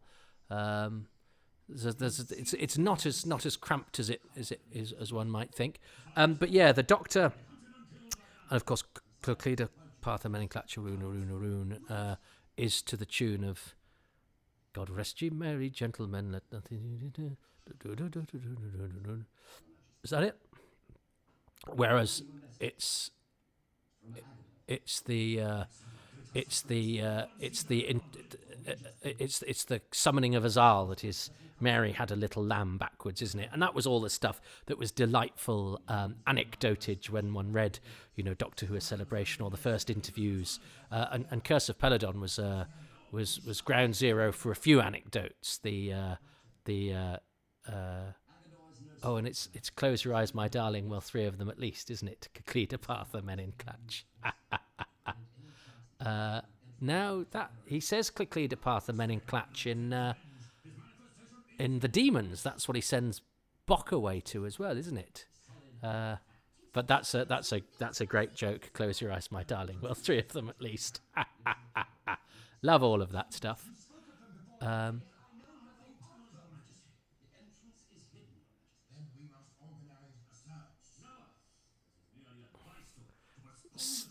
Yeah. Oh yes. So of course, if they prove that Agador exists, that will betray Hepesh's plot, and Peladon's not going to listen, is he? He's gonna set. But so Hepesh has sort of had to play his cards now and show his true colours, really. That he doesn't want to listen to reason. Because actually reason will show that Hepesh is the bad guy. And now I think we're going to have a fight. Now, of course, these guys are sort of up in a cockpit, aren't they? And the fight is well below them. But I think that's fairly well done, because I've got a feeling we now on film see. Look at that. That is an excellent shot from the ceiling of the Terry Walsh Doctor and Goran, the King's Champion. The real sense of scale of that, and of course, because we never see them in the same shot, as it were, as but Pertwee was still quite high up, because he came from the rope there, as King Peladon and co, because they're in the studio. But I think it's shot reasonably from below. This stuff looks great on film. Up goes the rope. I'm never sure about. I suppose because Grun the King's Champion is mute, presumably because he doesn't have a tongue, because he can make the noises. But I think when I read the book, I imagined him not making noises. I think him making noises is a little bit. It feels a little pejorative. It's the sort of noise you would make if you were being pejorative about somebody that was sort of disabled or whatever. I don't know. I'm thinking out loud. I'm speaking out loud, which Grun can't do. But again, he can make a noise. So that's cheating. What? I mean, is nobody watching Hepesh and the captain and going, is that really? Are they the rules? Because a sword against a wooden stick. I quite like the way that it chops the stick down, though. But they've just given him the sword. Has nobody said that's against the rules? Surely Isnir could now go, all right, well, I'll chuck him a sonic cannon. But this is the only fight done by Profile, which is Terry Walsh's short-lived company, having essentially nicked the gig off Derek Ware, which poor old Derek was very unhappy about. I had the pleasure of meeting Terry Walsh. He died far too young when you think about it. Sort of now, then everybody seemed so old. But I did meet Terry Walsh very, very briefly. But I met Derek a few times. And this was, I think there's an illustration in the book. This. I was actually worried that this would be interminable, but I like it. I like the realistic sand. I like the realistic sort of filmy look of it all. It's actually a very well done fight, and it's actually very well filmed. And I thought there'd be a few more obvious Terry Walshes, and actually there aren't, because Pertwee's hair is less bouffant than we're used to. So actually, I think. Oh, and of course the Doctor won't kill Grun because the Doctor is honourable. Yeah, Liv. I will not kill the King's champion. well, you wouldn't kill anybody, but yes. And then we have quite a confusing cliffhanger, I seem to think, because there's this lovely zoom there. Poor old David Troughton has to look around, and then you're not entirely sure what's gone on there, but that's okay. And of course, I hadn't seen that because I'd seen the Doctor Who and the Monsters. I'd seen it sort of edited together, but it is quite a confusing cliffhanger there. But you're aware that, I think you're certainly aware that Arcturus, Murphy Grumbar, and Terry Bale had sent a gun out, because we know that he's got a gun because he killed a vase in episode 1. But I think you also know that sonic cannon is you can make out that's Sorg. So, but yeah. Somebody shot somebody. I'd tune in next week, but it's quite a quick old thing. But I was worried that fight would last forever, and in fact, a lot of the episode was taken up by the Doctor's confounded escape. But that's not padding, because in another story, the Doctor would be, set free, as it were, and try and make an escape, and then get caught, and then end up at the end of the episode pretty much where he was at the beginning. But here, of course, he escaped. He was allowed to escape by Hepesh, which is a nice character moment for Hepesh, but also encountered Agador, and so was able to do the bit where he found out that Agador was real, had a little bit of bonding with Agador, a nice moment for Jo to be a klutz and the Doctor to accidentally hypnotise her. So that all worked very nicely. Although, minus 10 points to Hepesh for off in plain sight throwing your guy a sword. I think I think the King's power should extend to going, you can't do that.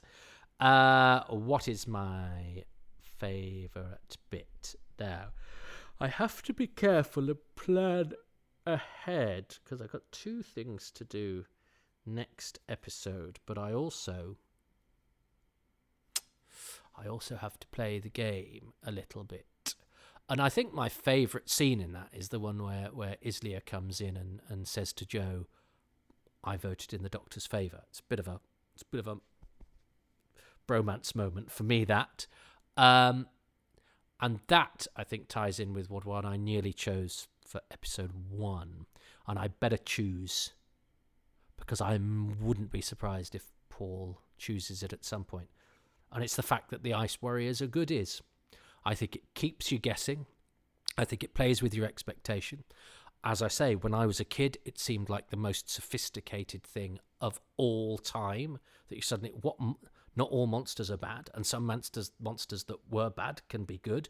I mean, when you're, however old I was, 6, 7, 8, that is amazing.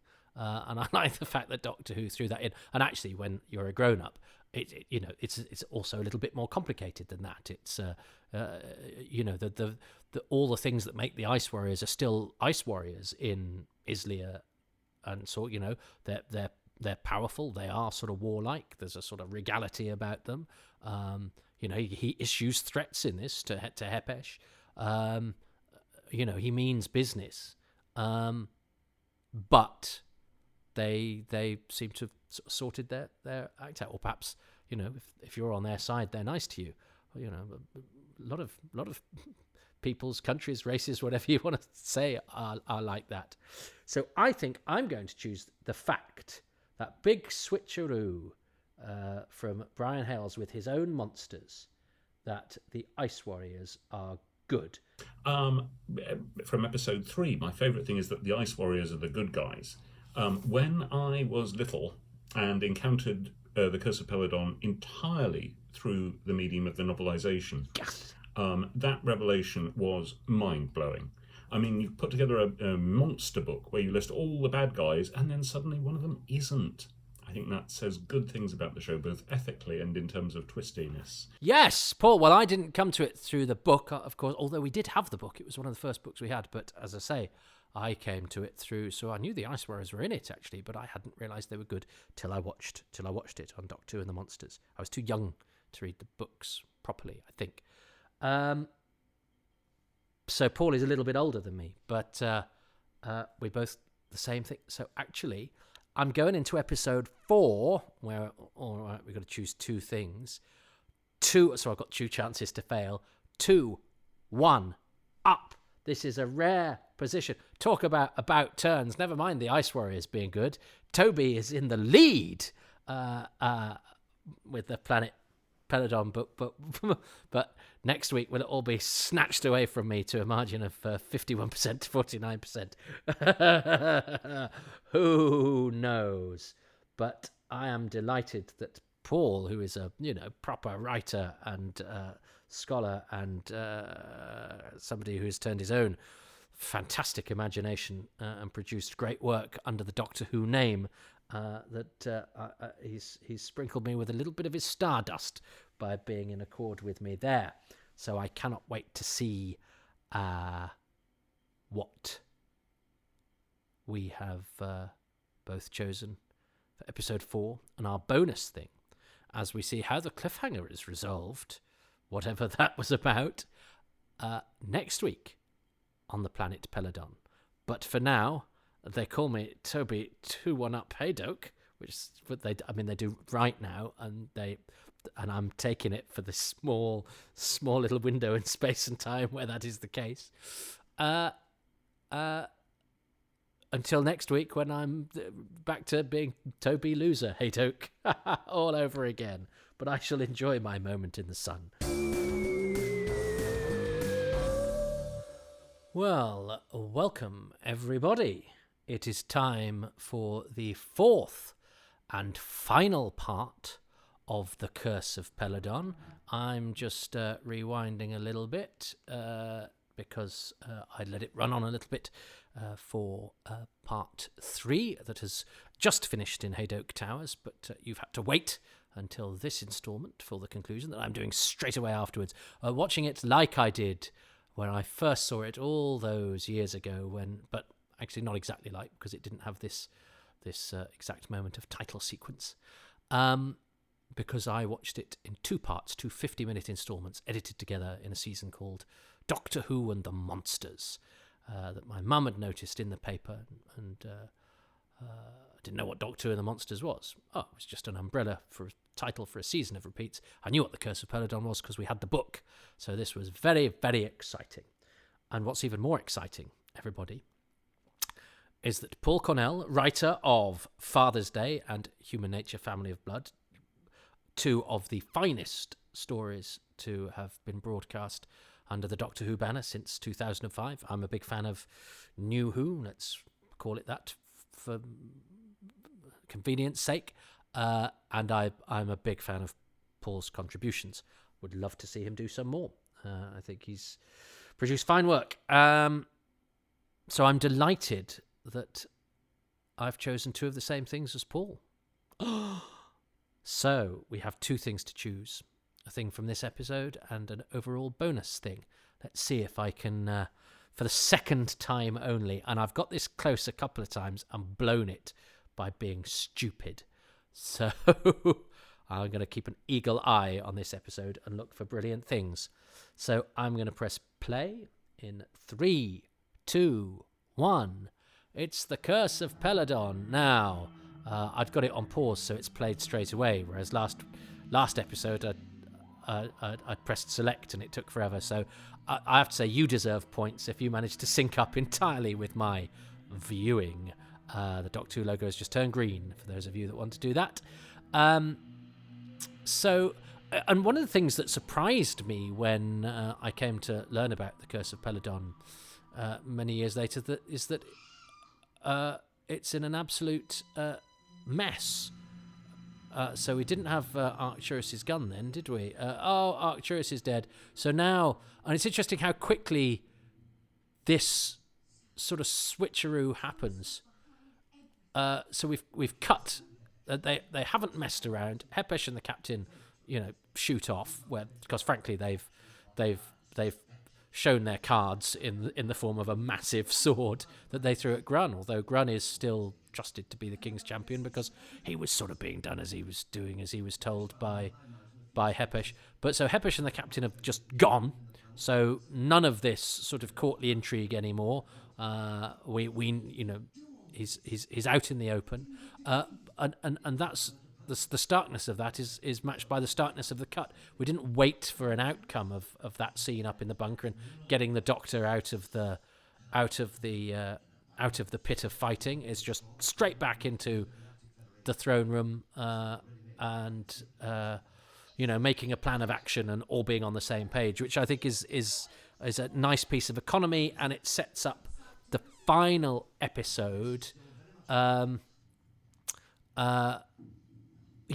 a completely different direction now. So Heppish's plan is out in the open, so now he's going to enact it. So suddenly the stakes are, having had to do sort of negotiation and little bits of character plotting and, setting up of ghosts and moving of statues and all that sort of thing. Now it's full-blown insurrection. So that's quite a nice escalation of the story. So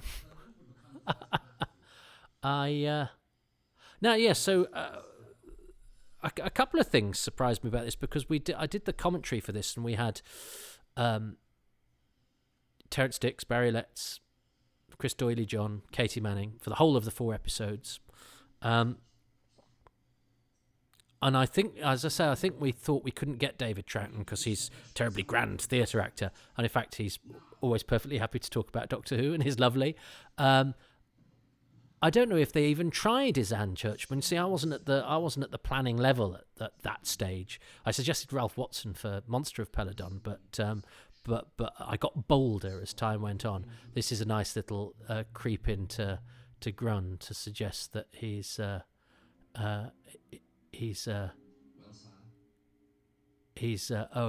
colluding with the Doctor, but actually he's not, is he? Because he might be doing something with Peladon. I like the little moments with Grun where you know that Grun is a good guy, but you also know he's prone to do as he's told by Hepesh. And he's a nice sort of additional character. I like the whole dynamic with Grun in this. Because it does actually surprise you a couple of times, and there's something nice about unspoken things. I like an unspoken thing because I'm a man, and I don't and using words to express feelings or solidarity or anything at all is an anathema. And I know that might seem a surprise to people who listen to this, where I don't shut up, but. Yeah, anyway, I like Grun is what I'm trying to say, but I'm saying it using way too many words. So actually disproving the point I'm making. So yes, we had those 4, and we didn't have Isan Churchman, and in fact, they didn't interview her for the thing, and so I assumed that she was either too old or too poorly or not interested. And then actually I interviewed her with Phantom Films, and she was perfectly willing. She was perfectly game. And that was about 10 years later. So I don't know if she was overlooked, if the fact that she was in Birmingham meant that she was deemed too far away, which I think is a mistake. So Isan is not on any of the... in a new interview, I know there's archive stuff of her where doesn't she say, I based the voice of Alpha Centauri on a homosexual civil servant or something. But very odd that she's not on the DVDs, where had it not been the second DVD I'd have been involved in, I'd have perhaps asked a few more questions as to that. And Bennion, I know, had contributed to The Seeds of Death very unwillingly, because he kind of felt he'd said all he had to say. And then by the time that these came along, it was just like, no, I'm not interested. And as I say, I had 2 different friends promise me, because they sort of knew him, that they'd get me a signed picture of him, and neither of them did. And Sonny's not on these either, and then we did get him for later DVDs. So I don't know what happened with the Peladon. I can't even remember the making of documentary. But if it's just the same people that are on the commentary, I shall be livid, because that's my pet hate when there's a story that is represented by loads and loads of people. Because you would think, they're just being, they're being financially conscious because they've got the commentary and then they do the making of and just film the people they've got for the commentary. No, very, very rarely was the making of filmed on the same day in the same place, let alone even by the same team as the commentary. So if the commentary and the making of have the same people, it's a laziness, but not of geography and availability, because they'd have to rebook and repay everybody. As I say, there are exceptions. I love Grun, and I love all this fight where he gets punched and doesn't feel anything, and then he picks the guy up, and I like that going out of focus, and then the George Giles being and then Grun gets hit on the head by a rock, which you could do in the 1970s and not cause the inevitable brain damage that it would now. But I like that sequence with Grun because it's everything that's good about him. He tries to get Hepesh, he fails to be understood, so he tries to drag him along. Then he has a fight where he's impervious to the punching, picks a guy up, stands bravely, and then gets hit on the head by a rock. I love the way that... See, this is a brilliant thing about democracy. Has to be unanimous. And we go, well, that's a good thing. But then they intimidate Alpha Centauri, and you go, well, we only like that because they've made Alpha Centauri vote for what we want. If it was the other way around, we'd cry foul, and that's democracy in a nutshell.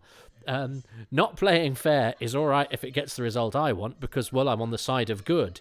And this is where most political discussions are terribly flawed at the moment, because everybody seems to think what they think is right and should be achieved by any means necessary, which is not what democracy is. and I'm afraid both sides of most of the arguments happening at the moment don't seem to be able to take an objective view. But objectively there, Alpha Centauri was basically bullied into voting. So that was imposed democracy, which... is an oxymoron. And of course, this is wonderful, of course, because Joe's platform is a fairly fragile one, i.e. she's not a princess from Earth. Oh, and then we've had the whammy of going, oh yeah, and you're going to marry King Peladon. And she's sort of been painted, so she's in two corners at the moment. She's in the corner where that she's painted herself into, that she's a princess from Earth, and everybody else has painted this other corner that's got flowers and wedding bands on it.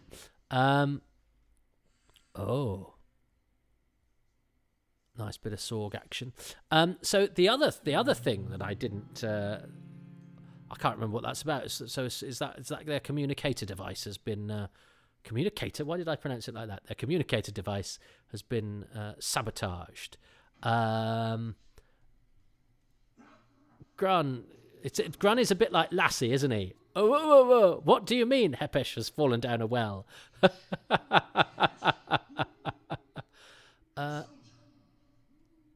Now, Grun's got pink hair as well, so he's not of royal blood, unless there's a special way of producing the King's Champion. Anyway, let's not get into that. Raw. Love a bit of Agador. Not frightened, are you, big chap like you? I love that.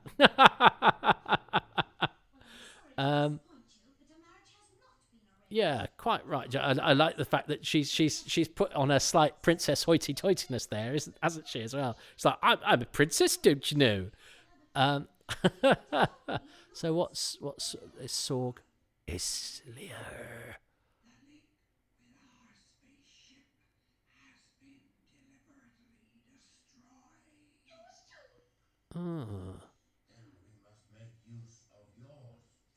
Oh, we our spaceship's fallen down a cliff, and I'm not really a princess. So that's nice. The good guys are suddenly sort of besieged. So for all the power that they represent, they are actually only representatives. So in a sense, it's like a load of ambassadors have been kidnapped and now being held in the embassy. It's sort of Who Dares Wins with John Pertwee as Lewis Collins. So it's a sort of civil war, and I seem to recall the sword fight here being a pretty. Oh yeah, so and that's difficult because these guys would have been actually serving with each other not that long ago. Yeah, no arms before the king, but you could kill your mates who you used to stand guard with just by accident of the fact that they're the ones guarding the palace and you're the ones not. I just find that a bit mean. This is brilliant. The conversation that Islia and Joe try to have while Alpha Centauri hassles Sorg, who doesn't know where to look.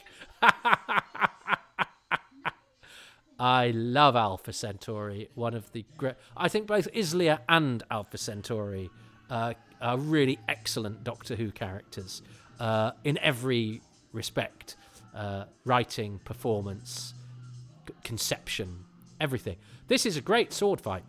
Really hard to do in a studio. It's nicely and a lot of sword fights in Doctor Who look crap because you have to be quite careful in a studio. There's a lot of people here. You can hear the metal of the swords. It's like a proper stage fight, clearly by people that sort of know what they're doing. And there's the odd thrust as well, which is especially good seeing as you can't really hide anything because everybody's got rather a lot of flesh on display.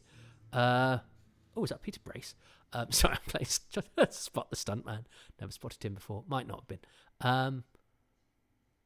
And I love the disappointment that he has because he's essentially,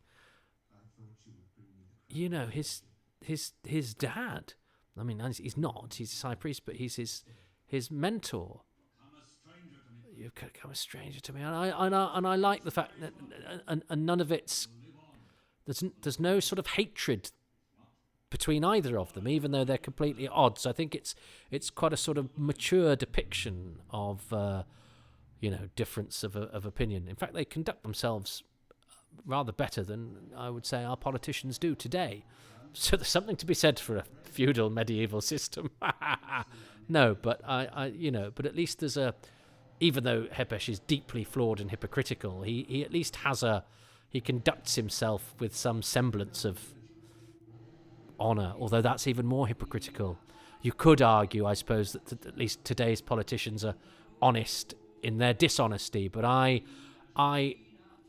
actually prefer it if the ship of state at least is guided with some sense of ceremony that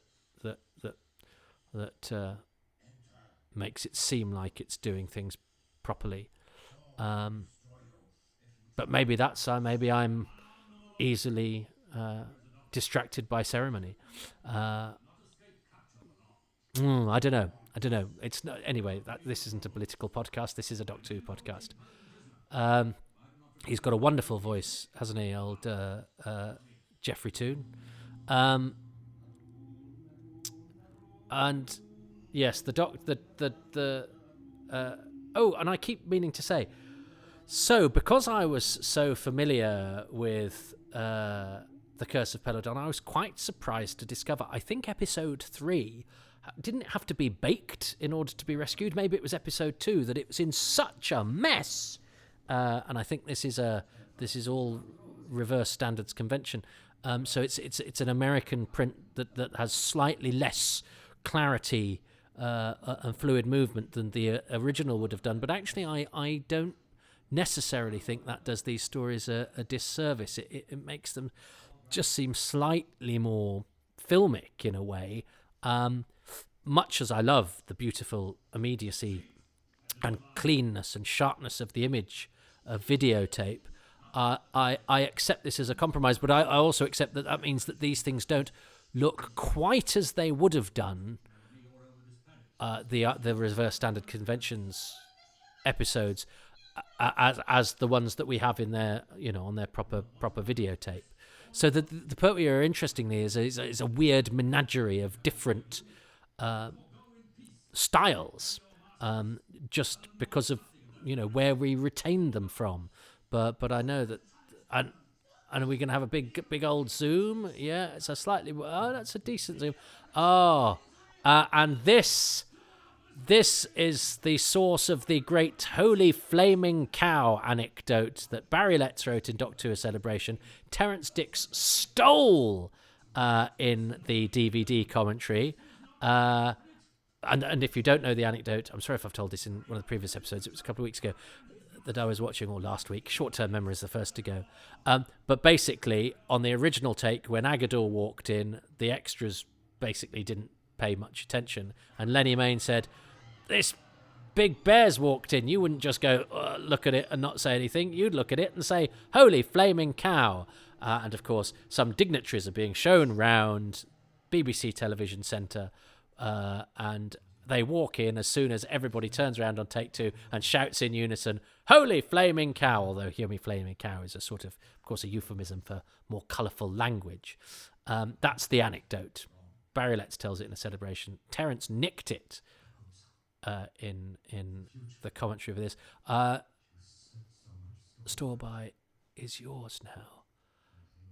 I always think you could do a slightly better line than "you set so much store by it." See, that seems a little prosaic to me, but Geoffrey Toone does it well, and it's terribly, terribly sad, and he puts a hanky over his face, and it makes me want to cry. I think that's really nice. Oh, they're waiting for you. Oh, Joe, you know I love that.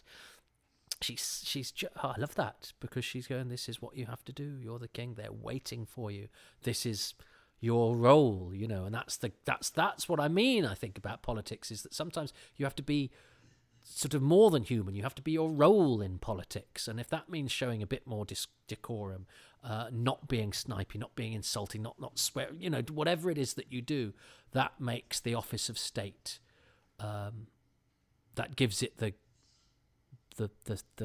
grandiosity that it needs in order to make us respect it. I think that's all part of it. That's why I don't like politicians squabbling like the rest of us on Twitter or whatever. They should be better than that. And again, I love this I love this bit that the king that the commander gives him the sword to say, "Slay me, I've been bad." God, I'm a sucker for that sort of thing. And I love the way he says, "Your Majesty." It's really moving. It's a kind of... Yeah, but that is... I love the way he does "Your Majesty," as if he's saying, just thanks for sparing my life. I think there's a lot unsaid in that. I think that's wonderful. Although, wiping the memory of this from our history books, a bit like, so that's propaganda then, isn't it? That's never trust the paperwork is what they're saying.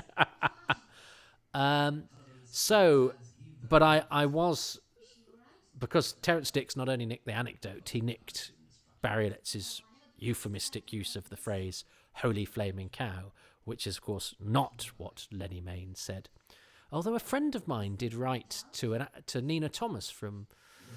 This is how Doctor Who fans are funny sometimes. He said, and she'd answered the question about Lenny Mayne saying, "No, I thought he was lovely, actually." And I said, "Oh, what question did you ask then that she's refuted?" He said, "Oh, well, I wrote and said, Lenny Mayne was by repute a foul-mouthed Aussie who swore at inopportune moments. Did you was he awful to work with?" And you go, "No, you've interpreted a really nice, fun anecdote about Lenny being a bit sweary when some dignitaries were coming round and turned it into a really negative thing."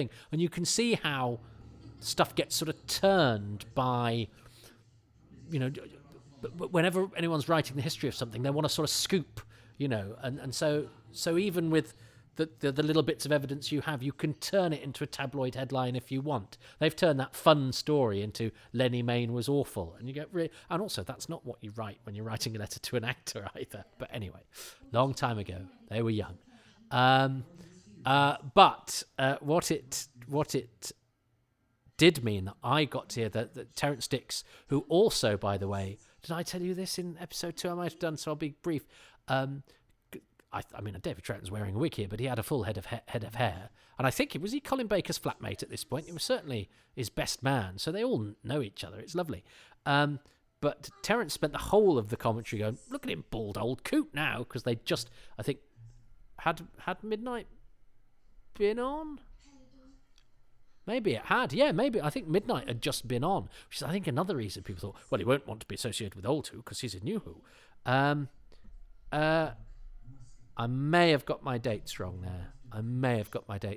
But certainly David Troughton had been in something where he was, to quote Terence Dicks, a bold old coot. And he kept saying it, and it's not in the finished track at all. So Mark Ayres has clearly got a bin somewhere where he's got the phrase "bald old coot," and I say that as a bald old coot myself. And as I say, I'm quoting lovely Terence, who had a full head of hair right to the end. I loved the King Peladon and Joe kiss. That was as racy as Doctor Who got, and I totally was believing their love story, and was sort of a bit disappointed that she didn't go with him. I would have happily. I buy their relationship. I totally buy their relationship. But obviously, as a fan and as a viewer, I want Jo to stay. But I know she'd have been happy with King Peladon. I think Katie Manning acts it absolutely beautifully. The pair of them do.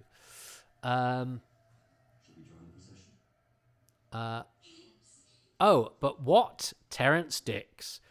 I'll get to the end of this anecdote. Well, not quite yet. This is Wendy Danvers. As I record this, Wendy is in her early 90s. I've met her a couple of times. I've had a Chinese meal with her.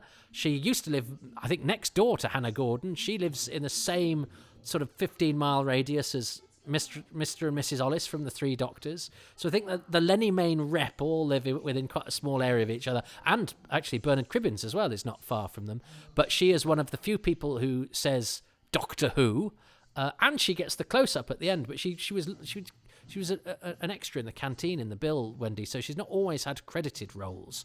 But what she gets in Doctor Who for her tiny appearance is not only does she get to say Doctor Who, but she gets the final close-up, which I think is fabulous, seeing as she hasn't been in it at all. And it's the Waiting for Godot, except Godot has turned up at the end, and she plays Amazonia. But the end of my anecdote is that when episode 2 finished of the commentary, and Terence Dicks had said "Holy flaming cow" several times, and Barry Letts was a gentleman, so he didn't go, "Oi, you've nicked my anecdote." He just very quietly, note to self, bleep this in a minute. He just very quietly said, actually, what he said was "Holy beeping beep." So I heard. Now I've bleeped that out because I don't really want to swear on these. I try not to swear if I'm talking about Doctor Who. People who've seen my stand-up comedy know I'm as foul-mouthed as they come. But it just seems I try and set myself the task to at least keep this family friendly, as is, because that's what Doctor Who is. And if Doctor Who can tell stories about the near death of the entire universe without anyone saying beep, then I can talk about the Curse of Peladon without so doing as well. So I'm going to have to. That's the start of the Sea Devils, which sounds like it's going at 3 miles an hour and is in gravy. But that's a story for another time. Somebody has chosen the Sea Devils actually, so that's one for the future. There's still. I've got loads that have been chosen, and the Sea Devils has been. Steve Hatcher, who has chosen it, has recorded his reasons. I obviously haven't seen them yet. Most of the stories are out on a promise. Some haven't been bought dinner yet, but some are still waiting, and people keep, flicking left on Grindr when they see them. To some surprising stories. I mean, Fury from the Deep and the Abominable Snowmen. The Ark, the Ark's not a massive surprise, but Meglos, Revenge of the Cybermen's only just gone. Anyway, that's all stories for another time, because I have to choose. I've got a feeling I told you a couple of those DVD anecdotes before, but seeing as Terence Dicks not only told anecdotes over and over again, also stole other people's, I think I've done that in his honour, if that was repetitive. Oh, he was such a nice guy. So, my 2 favourite things about that episode, bearing in mind that Paul Cornell and I, we're not even Stevens. I'm one ahead. So what am I thinking? I like the sword fight. I think the sword fight's very, very well done. But Paul is a writer. I love the bit where the captain, where the captain offers the sword and Peladon doesn't take it, and the captain does the "Your Majesty." So many tiny moments, speaking volumes. But I think that might be a me thing. I think that might be. I don't know. I can't not mention Alpha Centauri, can I? Alpha Centauri is a thing of genius. I think Katie Manning's performance is magnificent. I love John Pertwee in this. I think this story fits Pertwee like a glove. He's so at home in the catacombs and the palace of Peladon. But then in the catacombs, he's at home with the gentry and the court manners, but he's at home scratching the space dog behind the ear. That's why he's so good. Is that he knows protocol wherever it is, if you like. He's got the protocol of the gutter and the protocol of the court. He's not the snob he's always renowned for being. I like that King Peladon and Hepesh aren't really enemies, or at least there's still some semblance of sort of respect, and the fact that the death of the bad guy brings tears from the good guy. I really like that. That the cost. And that's an interesting thing. The cost of doing this thing that they want to do, enter the Galactic Federation, it comes at a cost. It comes on turning your back on a friend, losing friends. I mean, I know people who sort of have lost friends through one side of Brexit or the other, which seems harsh to lose a friend. Or maybe I'm not committed. I like to think I'm committed to my worldview and I know what I think is right, but I also think the thing that's most right is to keep talking, even to people that disagree with you.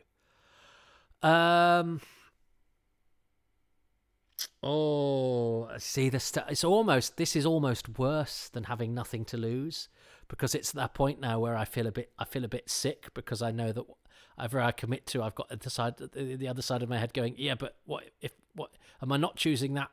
What if I don't choose that? And that is the thing. It would almost be better to be 3-0 down, because then I could just choose and not worry. But I also know that Islia is one of Paul Cornell's favourite characters in Doctor Who. But he's chosen the Ice Warriors being good. Can he do both? I loved Katie Manning's performance in that last scene and the bit between her and King Peladon, but we have already done their thing. Oh. I'm going to choose. This is so hard. I mean, well done, Curse of Peladon, for having so many things. I'm going to choose Alpha Centauri. I mean, it's slightly political there, just because Alpha Centauri is so good. Part of me thinks Paul can't not choose Alpha Centauri. And I'm going to choose the fact that, it's not good isn't bad, is the respect between Hepesh and Peladon, and that's a nod to Geoffrey Toon and David Troughton as well, who both do an excellent job. But I feel, I've been slightly unfair on the regulars there, because this is definitely one where I could easily have chosen one, other, or both of the regulars, who I both think are excellent in this. But I'll put myself out of my misery. So the relationship between Hepesh and the King, the fact that the bad guys aren't bad guys. And I suppose I could sort of include the guard captain being honourable at the end in that bit as well, if I want to have my cake and eat it. All that chivalry stuff. That's not chivalry. All that, but what it is, isn't it? Yes. All right. Whatever that is. And Alpha Centauri. That's easier to say. Let's see what Paul says. And finally, from episode 4, my favourite thing is Sorg's Sonic Cannon. which was majorly interesting to me, fascinating as a small child, and that interest continued on to the presence of the Ice Warriors in the Doctor Who magazine comic strip and their weaponry within, and indeed in the first role-playing games I created when I was little, which often had Doctor Who and Blake Seven things in, and Ice Warrior sonic cannons were very important in those. Before we get onto the bonus thing, so we're now 2-2. I mean, I was nowhere near Sorg's sonic cannon. I do like Sorg's sonic cannon, and I think I do prefer the sonic cannon to the handguns. But I think that's because the first I knew of Ice Warriors and guns was them having a sonic cannon, and it is a rather special thing, isn't it? But I was nowhere near that, so I'll let Paul have that. So we're on a knife edge. Let's see what he chooses. But to be fair, he could still choose either of my things. And if I might be allowed another thing, my bonus thing is the novelisation itself, which is a thing of beauty. And I read it so many times in my youth, and the warmth and comfort and sense of joy it gave me back then is incalculable. And I think it's very well written by Brian Hales. And I think it's got a very nice atmosphere. It brings over the events of the story with a much bigger budget than was seen on screen. Oh, well, I'm gutted. I mean, to be fair, I'm not that gutted because at least he didn't choose any of the other things that I listed. So is that better? That is better. It doesn't feel any better now. But in the cold light of day, if he'd chosen two of the other things I mentioned, it'd be like, why didn't I choose those? But I didn't even consider choosing the sonic cannon or the novelisation, which are both things that I think are well worthy of choosing, and I think I should maybe think outside the box. But I'm gutted, Bernard. Bernard, my dog's looking at me. You look, am I a disappointment to you? Yeah. Cleda Partha men in Clatch.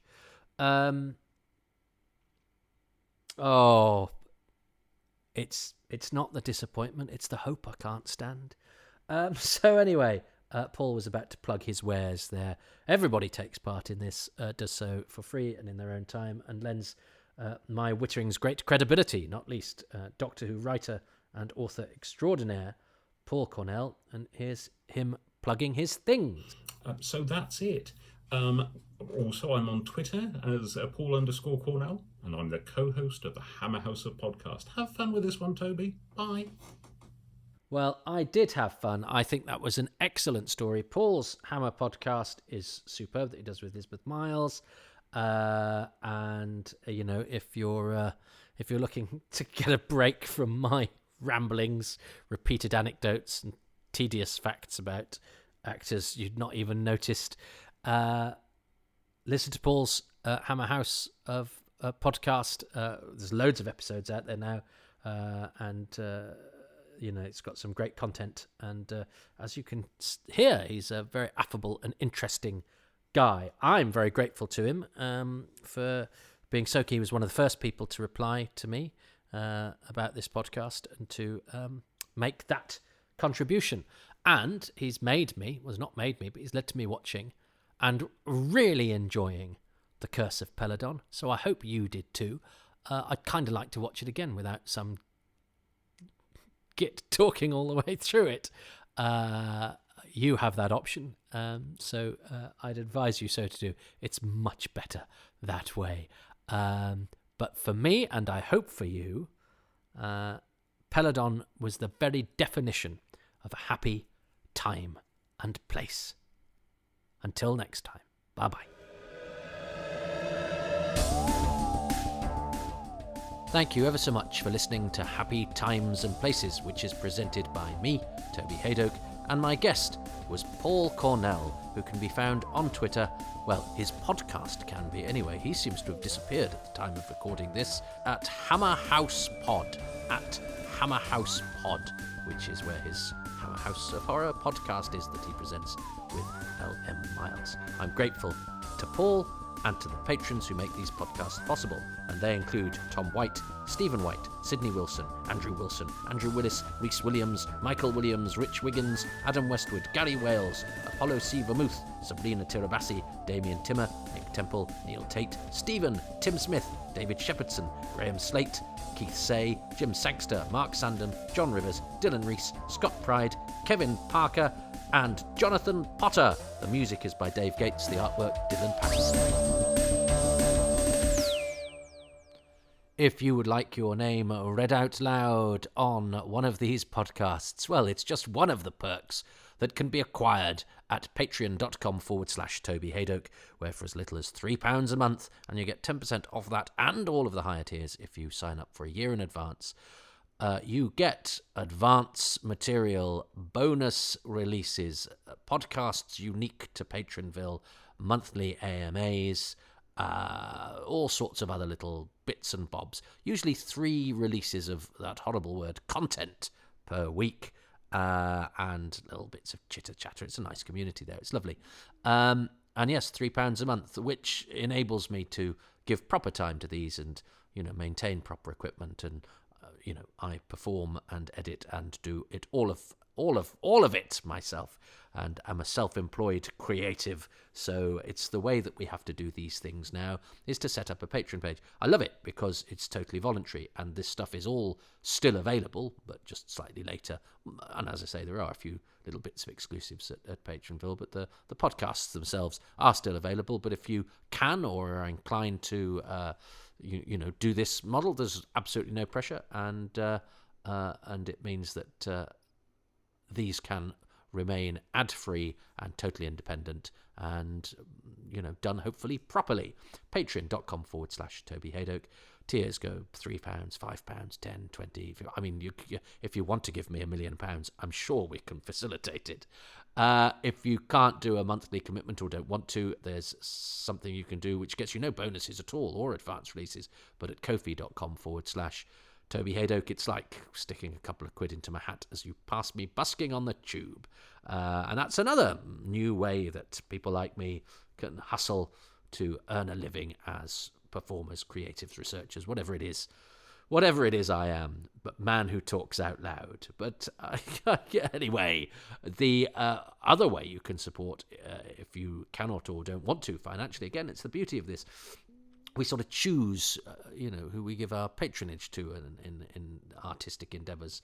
We're not forced to by different gatekeepers, and I think that's quite interesting. I think the future will be a fascinating place to live, where we can be much more bespoke about what we consume. But that does mean there's a lot of stuff out there, and if you cannot support this stuff financially, and I totally understand that, and I'm cool. I'm just happy for you to listen. However, what you could do that costs you nothing is to go to iTunes, Spotify, Patreon, and to indeed Twitter and Facebook, and sing the praises of these from the rooftops. 5 stars always helps, separates these from the very crowded area where all the Doctor Who podcasts congregate, and there's some great stuff out there. So 5 stars really does help, and a few lines of review to let people know what they're in for. That just enables these to stick their heads above the parapet just a little bit, and that costs you nothing. Just a little bit of your time. But mostly, listen, enjoy, thanks for being there. And if you do support these on Twitter, you can say some nice words and at Hadoke Podcasts to any praise. That is just useful, again, for directing people in the general direction of this stuff, which I hope you like. And thanks very much for listening to it.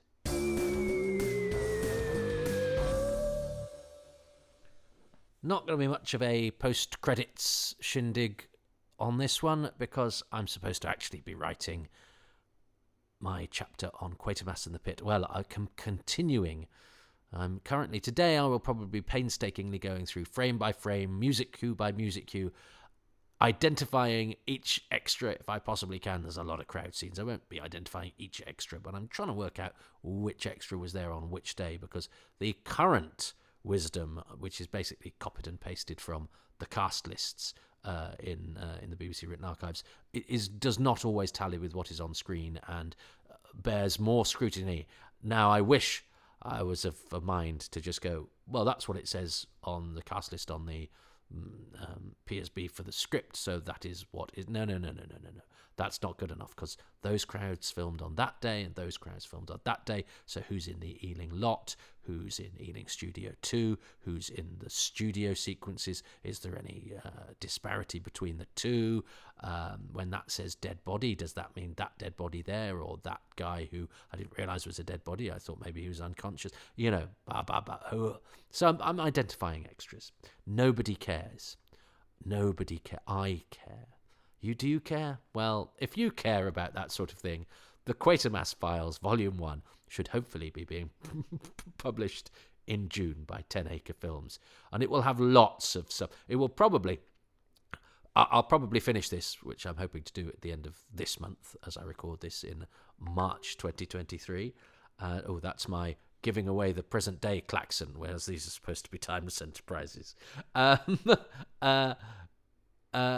I'm sure the blue pen of editor Stuart Manning will have gone through. They don't need to know who was in which dressing room, Toby.